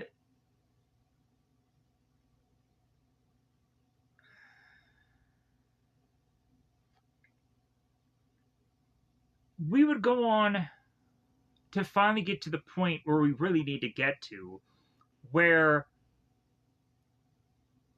even the spirit is kind of just a little tired of Octopus going into so much of this banter, and now he desperately wants to know what Octopus was talking about how the two of them are very much alike, and how they've been teasing that for too long, and he finally wants to know the answer to that.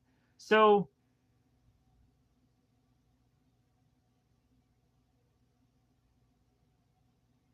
the octopus mentions about how Denny at one point was a cop that died. And when he died and got out of his grave, where did he go? So the spirit had gone on to visit an old friend named, of course, Dolan. And so Dolan goes in front, or the spirit goes in front of Dolan to break down how he can't be a cop anymore, and how the bad guys are winning, and he wants to do things that they won't let a normal cop do, and that no one should know that Denny is alive, uh, even Ellen, and that if anything, the spirit could be a spy, and he could work with Dolan and his men to be a shadow, to be the city's protector, to be its spirit.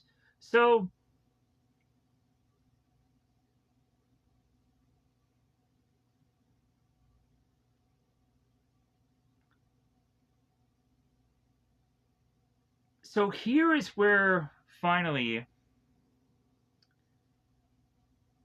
after a lot of dialogue, uh, we would go on uh, to have Octopus say how he's had a lot of experiments, but the failures were several. Um, and if anything, he's bringing in a cat known as Muffins and injecting her with this thing. And Muffins is obviously his favorite. And as Muffins is to drink this thing from off this needle, she all of a sudden disappears like acid. And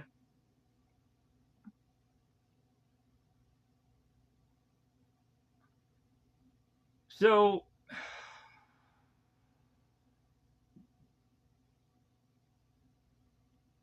the spirit is to now want to kill Octopus because of the cat, because of Muffins. And so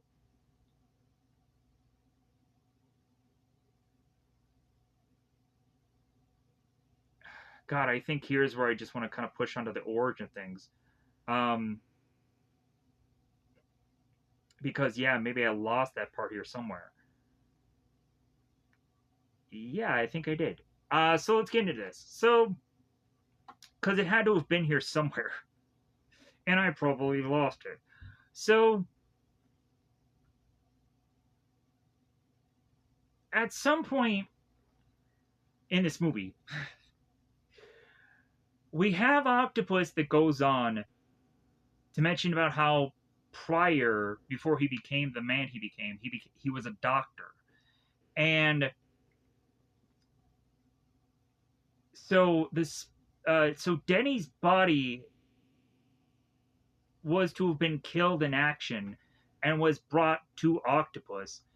And so since Octopus had gone on and had so many failures of experiments in the past, he could not have gone on when he finally thought that he had the perfect serum to test it on himself. Then instead he decided to test it on the spirit. And so after he injected the spirit with this, he had to let time wait. So eventually, what happens? Denny was dead, Denny was buried, and all of a sudden, Denny goes on, finds his badge on his outfit, and breaks through his coffin and escapes, and is to make his way back to Dolan to explain who he wants to be now. And that's the whole like origin of the character. So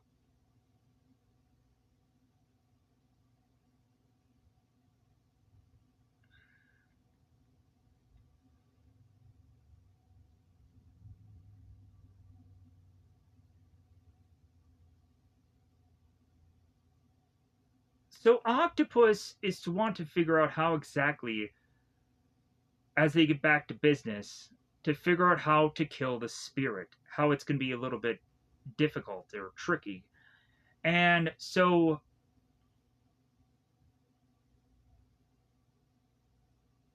because if anything, his wounds heal too quickly, and their idea is that they're going to cut the spirit into many different pieces and take these pieces and kind of rip them as far apart as they can to all these different locations to where they can never Humpty Dumpty put them back together again is their ultimate plan. So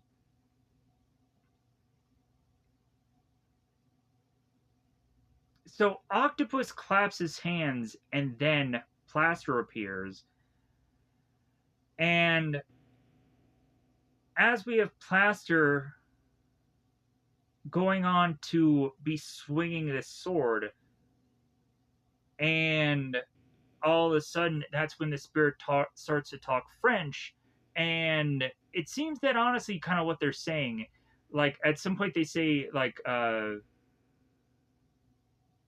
voulez-vous c'est quoi mesquoi or whatever, like I'm sorry, I don't know French that well, I'm sorry. um it seems like they were like saying the lines from like Real Lady Marmalade or whatever,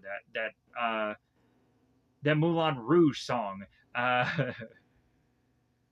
like they were gonna go on and do some sexual acts of sorts, and so Plaster goes on and is be talking to the spirit, and that's when she starts locking in onto him, and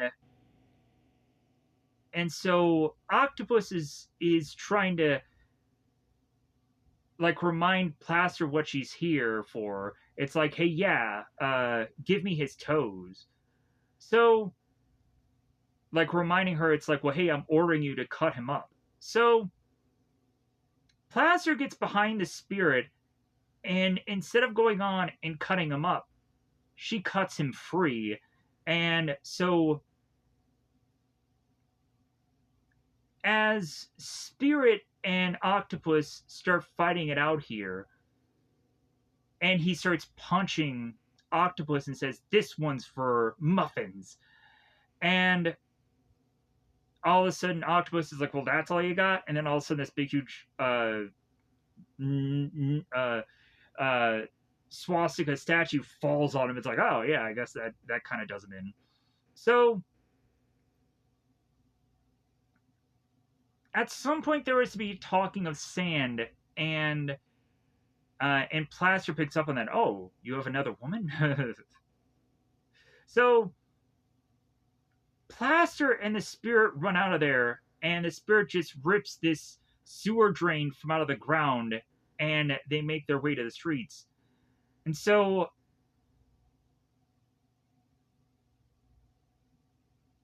Plaster is to kiss Spirit for her, but then is to also stab into the Spirit because of the mentioning of sand. And so as Plaster walks off, we then have Lorelei, who is to think again that she is to be so close to Spirit that at some point he is going to die. So the spirit starts to drag his way through the city, and we have a homeless man looking at the spirits like, hey man, like, you're not looking so well, like, I know the feeling. And so as the spirit starts to make his way through the street, he pulls out the knife, and then as we by this this pier or this bridge here, he falls right into the water, and he assumes that he's going to die again, and that Lorelei is whispering sweet nothings to him, like it's his time, no more pain, no more suffering. And so the two of them are locking lips, but it seems that again, the spirit is going to escape death yet again, as it seems that the spirit is starting to swim out of this water and start to get his breath back. So, uh, but before that happens, it seems that Spirit is kind of looking at all the women that he's ever been with, and he's being reminded of his past and sand and and how if he doesn't live here, he won't go on uh, to help her. And his last thoughts are of sand and not of Lorelei. So that's what pushes him into staying alive and getting out of hell, or getting out of death's clutches. So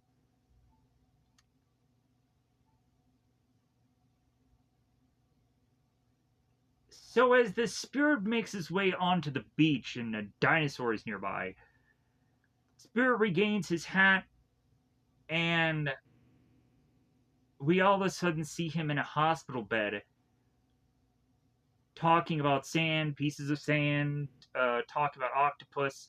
Uh, all of this is to be kind of just nonsense. We find Ellen hovering over Spirit's body as he starts to wake up. The Spirit is focused on ripping all of these medical things from off of his chest and saying that he needs to get an outfit and a tie that better be red. So, thrusting back into action.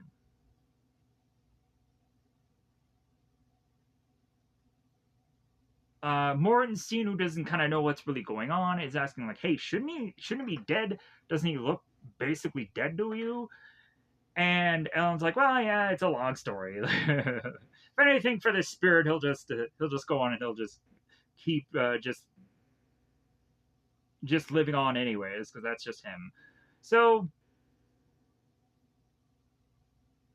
uh,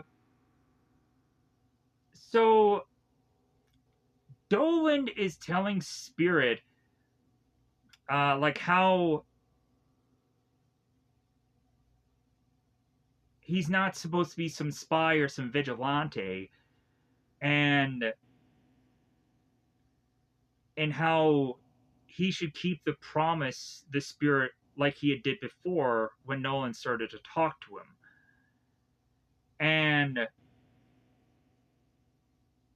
And so the Spirit is to promise Doland, but is to want to go after the octopus. So we have sand that is flying in on this plane, and sand is flying in to make her way to the octopus, and is strangely talking about her wedding night, or our wedding night, whoever that is going to really be. So, as this plane comes flying in, uh, Floss is in this truck. So the two of them are going to meet. So Floss is to have this crate and a clone with her, as well as also uh, Sand is to have her and the pilot with her, and they're kind of having this kind of these guns being drawn. So at some points we have Sand here who is trying to convince Floss that she shouldn't go on and she should be doing this. If anything, like Octopus is just kind of using her, and also that it's like, well, what do you think that he'll do to you once like he's kind of gotten this, gotten what he's wanted? So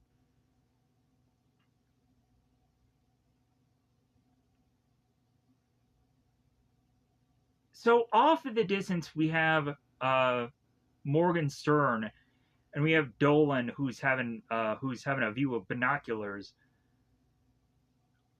realizing that there's no sign of Octopus, and if anything, if he doesn't show up, they're kind of just wasting their time here. They basically are having their schwanzes in their hands. So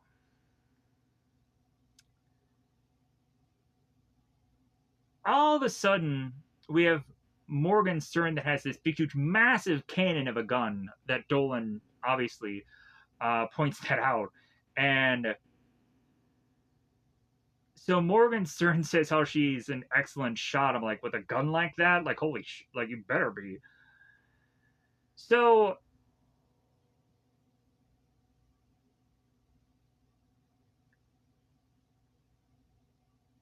as they swap the cases, we immediately have the clone. That's Matlos or Matzos,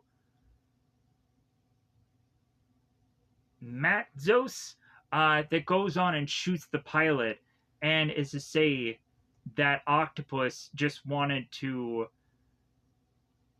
kill off both both pilot and both Sand once they were to get the vase.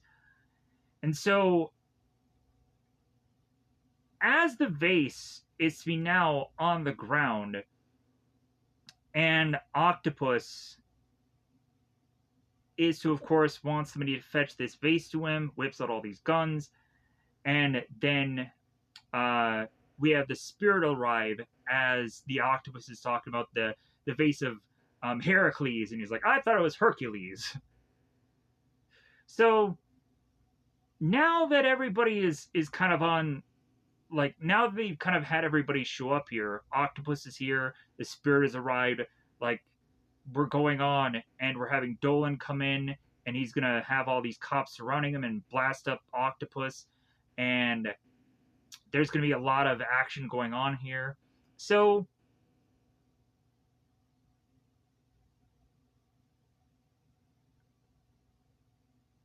this spirit is to mention that Sand needs to go on and make her way to the armor so that way she can use it.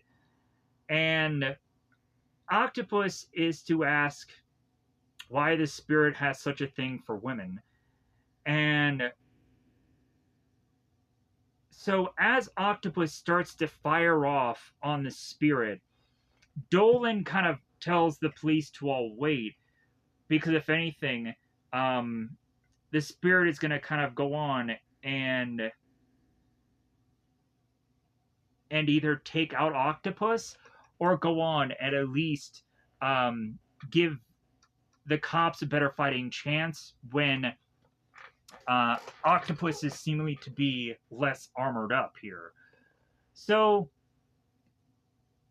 as Octopus continues to fire onto Spirit, and the guns get more and more elaborate with the barrels and stuff that they have, to where there's like a dual barrel, there's an 8-barrel gun, and that is what kind of has Spirit kind of jump back and fall onto the ground, because Octopus is to mention how he has 8 of everything. So,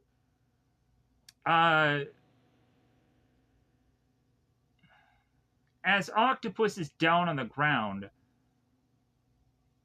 and here's where the cops come running in, and Dolan is to have cops all around him, and and even there is to be choppers and everything. All of a sudden, Octopus whips out these giant guns, both duels of them, and he starts blasting up in the air, blasting up at all the cops, taking them all out. And we also get all the clones in, and so we start to see that Sand's case is starting to get riddled with gunfire. So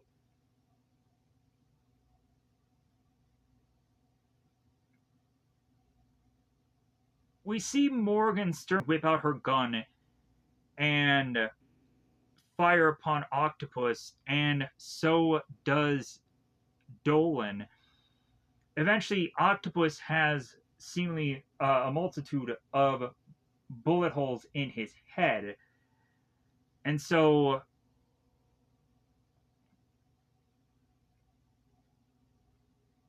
Octopus has to have Dolan aware that his daughter is here at the scene, and so as Dolan rushes to Ellen, he tells her to get out of here because, like, if anything, like, what is she kind of doing here? And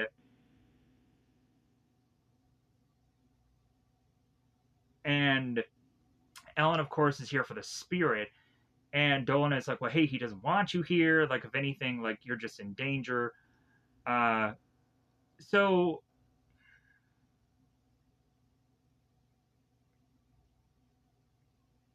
Octopus talks about runny eggs, and he makes his way to the vase of Hercules.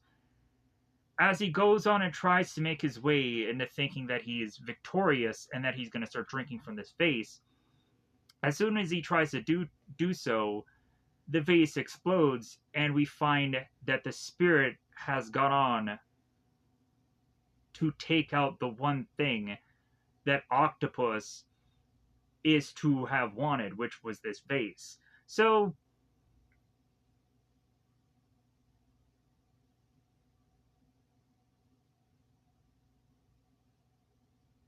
the spirit was to have finally put a bulletproof vest on, and he reveals as he pulls that away, and then he grabs this grenade and thrusts it into Octopus and says, like, okay, let's die, so that way this can finally get resolved. And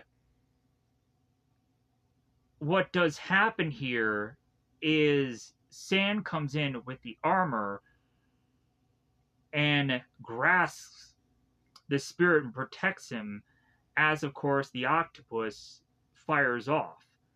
So here's where the spirit goes on and hands Sand her necklace back. And here's where again they harpen back on, like, oh, but this doesn't mean I'm your girl. So the two of them kiss off in the distance. Dolan is kind of getting Ellen back up as she's fallen to the ground because a huge explosion kind of thrusted everybody back. So as Ellen ends up getting picked up looking at the spirit kissing on Sand here, she of course goes on and calls him a bastard again. So the spirit says goodbye as Sand walks away from her, and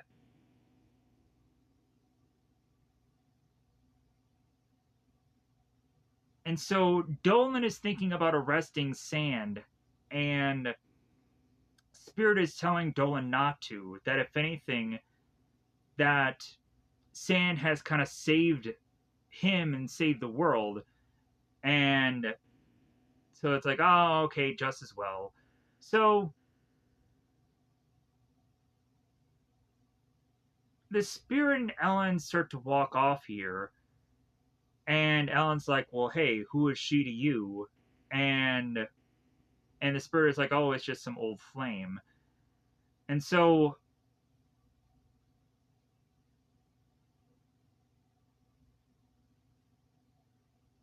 And so, as the spirit says to Ellen that he does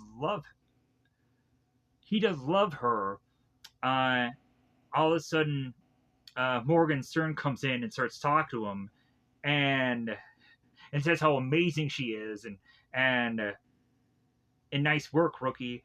All of a sudden, that's where Elena's like, bastard, like you again, with like you looking at that woman. So Floss comes in and notices a finger of octopus. She grabs it and realizes, like, okay, we're gonna start from scratch.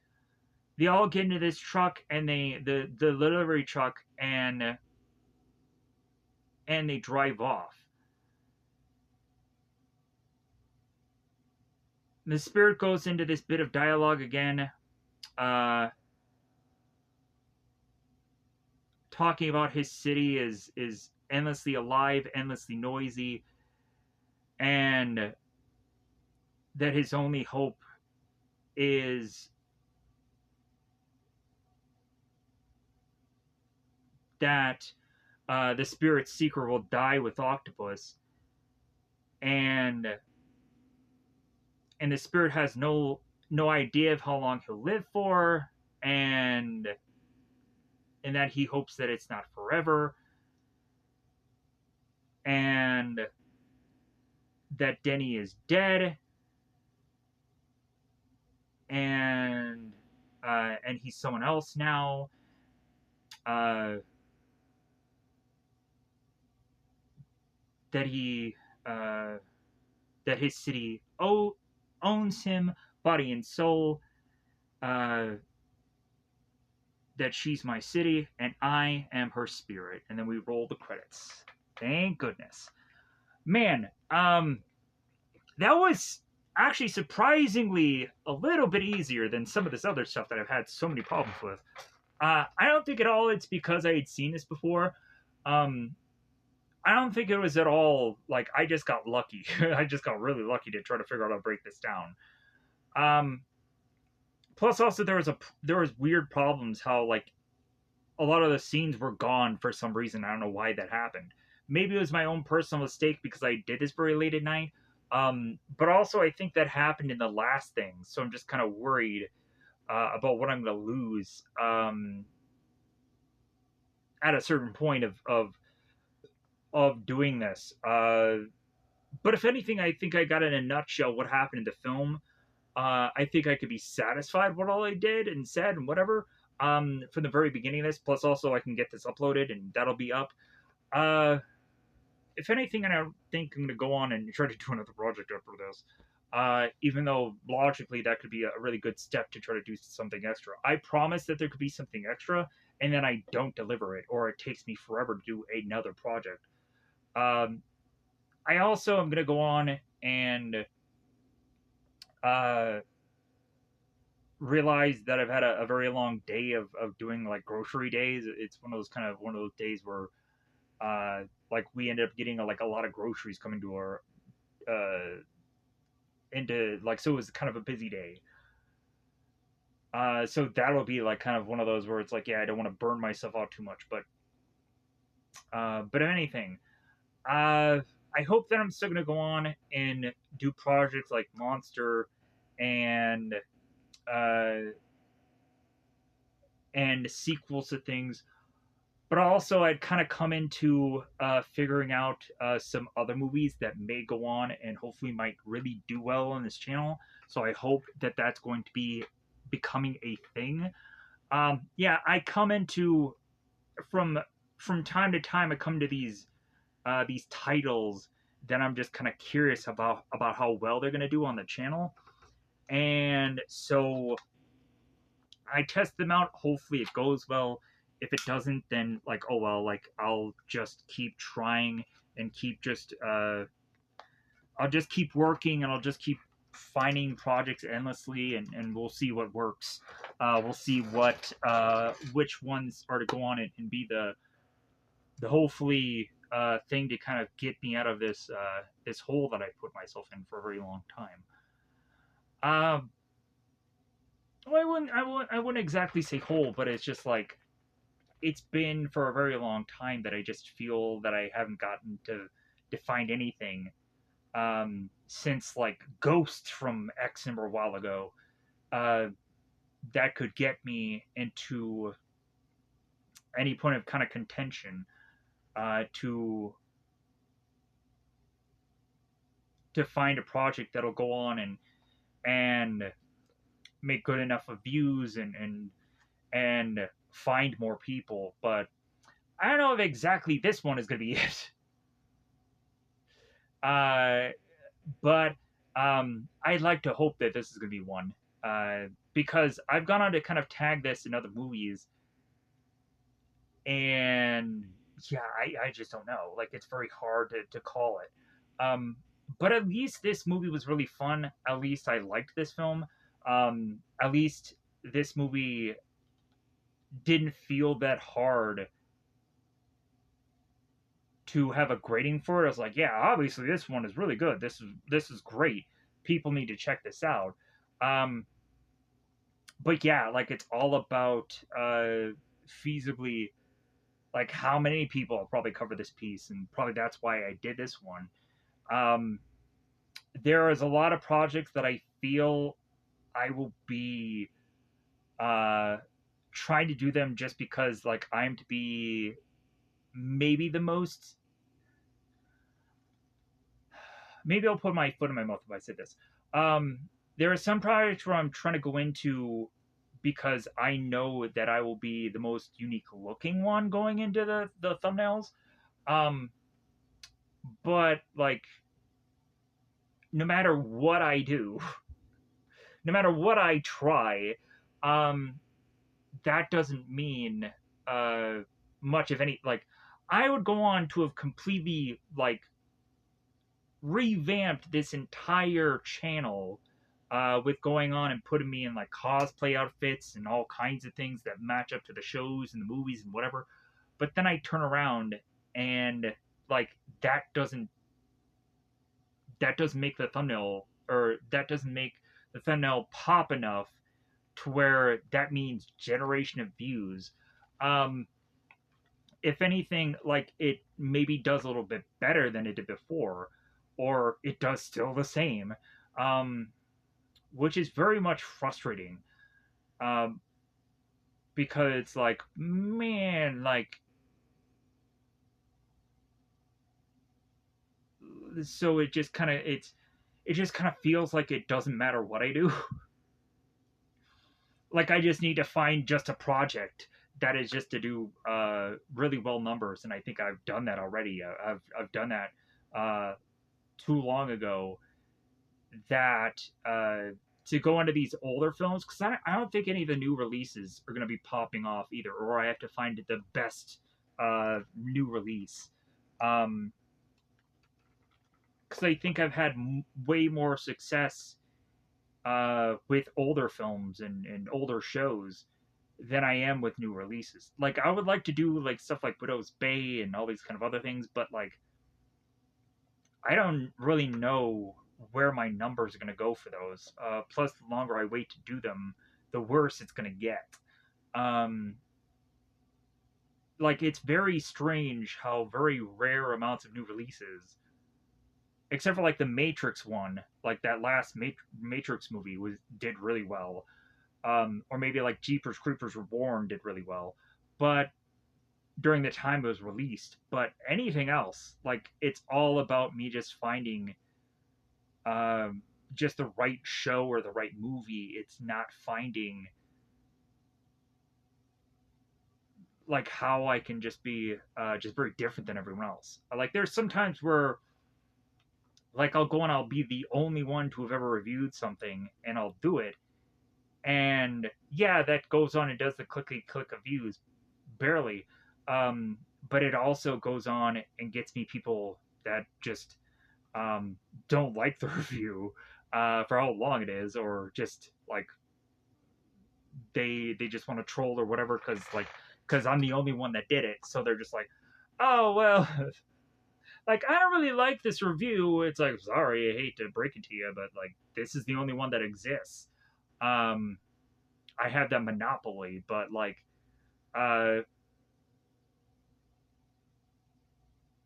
So like yeah, like there's just this is just the way I like to do things. Like it's not going to change. Like I would say that I wish I could get better equipment, and I wish I could definitely uh, probably do an overhaul of probably the way I do things.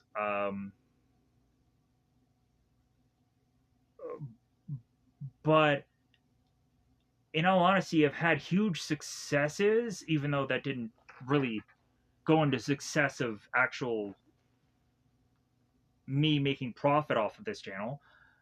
But I've had huge successes in the past doing the same thing that I'm still doing now, but it's just at a smaller, lesser interested bit of things. But I think that's just how every YouTube channel is at this point now. Like, I think the longer you go about doing this, the worse off it's probably going to get.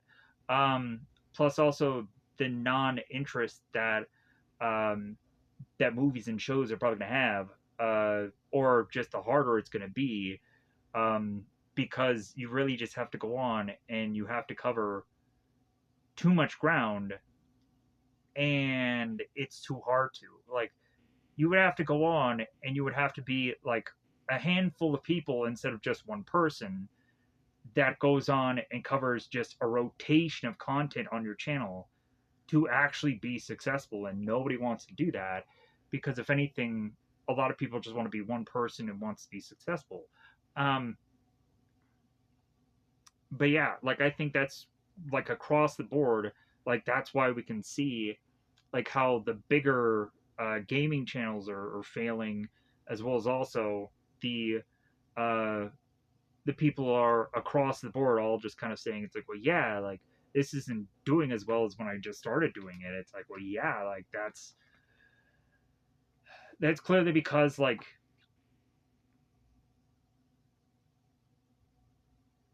how to be successful doing this is just like it gets more and more just unrealistic, to where yeah, I probably could be more successful if these videos were shorter. I probably could be more successful if uh, I approached them a different way. I changed the way I did things and da da da da. But like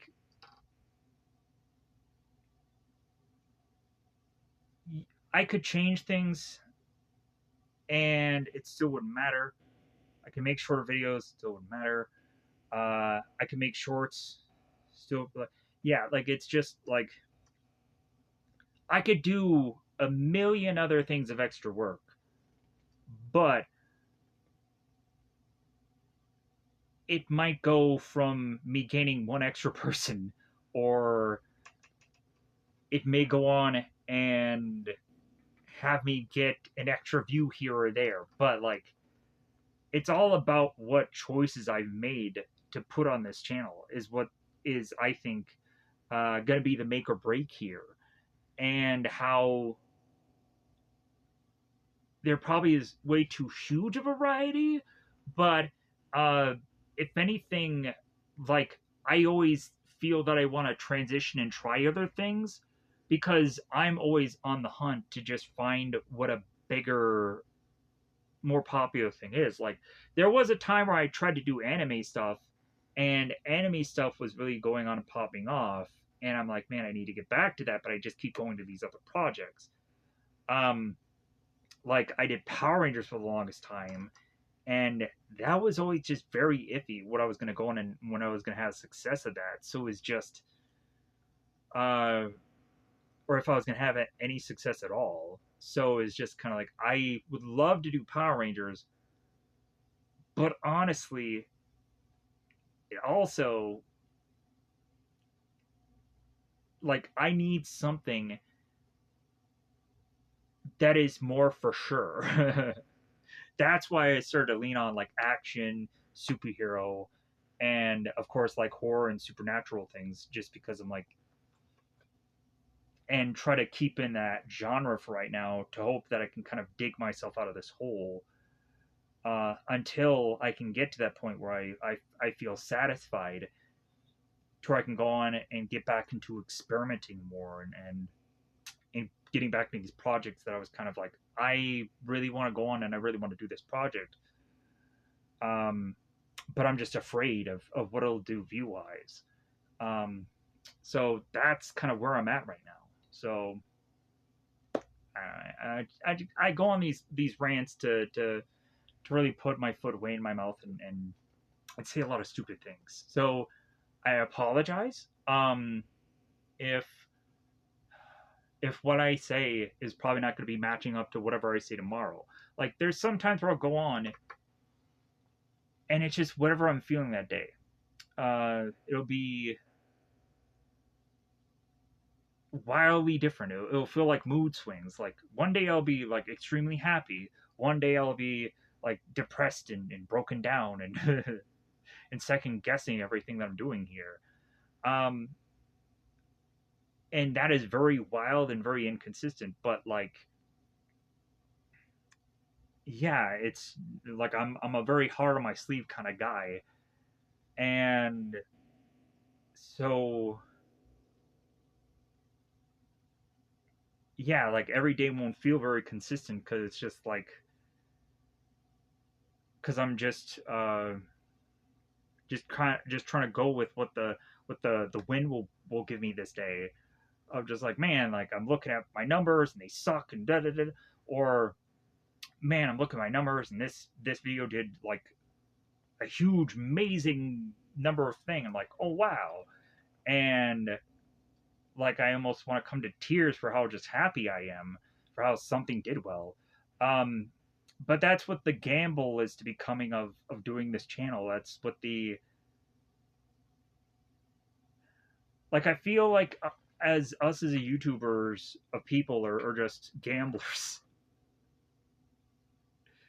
Roy's just like, no, no, no, just give me one more, just give me one more shot, just give me one, just give me one more thing, and I know I'll be successful this time. Like I just have to gamble on this channel, and and that's the addiction that we get into when we do this kind of thing. Like it's unhealthy, and also, uh, yeah, like it's really hard to pull away from when you realize that it's just like it's a it's a continuous defeating thing. But like but for me specifically, like I absolutely love it. Like I absolutely love talking about movies and shows, and I am so happy that I found this and that I figured out a way to every aspect of this was just like man, what a I think a clever move to have figured out a way to do this, to have gone on uh, to keep being able to figure out a way to make these somehow more visually better presentable, if that means anything. Um, and be happy that I've been able to have kept this up for so long, but also realize that uh, when is it going to come to the time where I'm going to come back into being successful at this. Um, because a lot of people can go on and see like 200 views on something to be successful, which I think that is like I'm so happy about that. Um, but also it just feels like when is enough going to be enough? Um, and that's just kind of just um, the thing where it's like I mean when you go on and you kind of do these every day and like whenever somebody goes on and gives me like a troll or a negative thing, like I want to just so badly just lash out at them, and because they don't know what it's like. But like yeah, I guess they also uh, just don't really care about me, the person, anyway. So it's kind of pointless to go into that argument. Um, because they're wanting to get what they want out of it instead of like caring about a person who's giving that bit of information. Um, but like, I'm probably not to be the best to serve them that information well enough. Like, I'm not to go on and do it in a way that appeals to more people. And so that's what's probably just to do me in, is that I need to come up with a much more wider reaching way to appeal to more people, and that's my own fault. So um, that's it. I hope to figure that out someday. I hope to go on and come up with a piece of content that will be wider reaching, and then hopefully this will be it. So I don't know. That one got to a point where I was like, I'm kind of painting myself in a corner there. Because I have to realize that, yeah, like, that I need to at some point um, break down and finally come to a point where,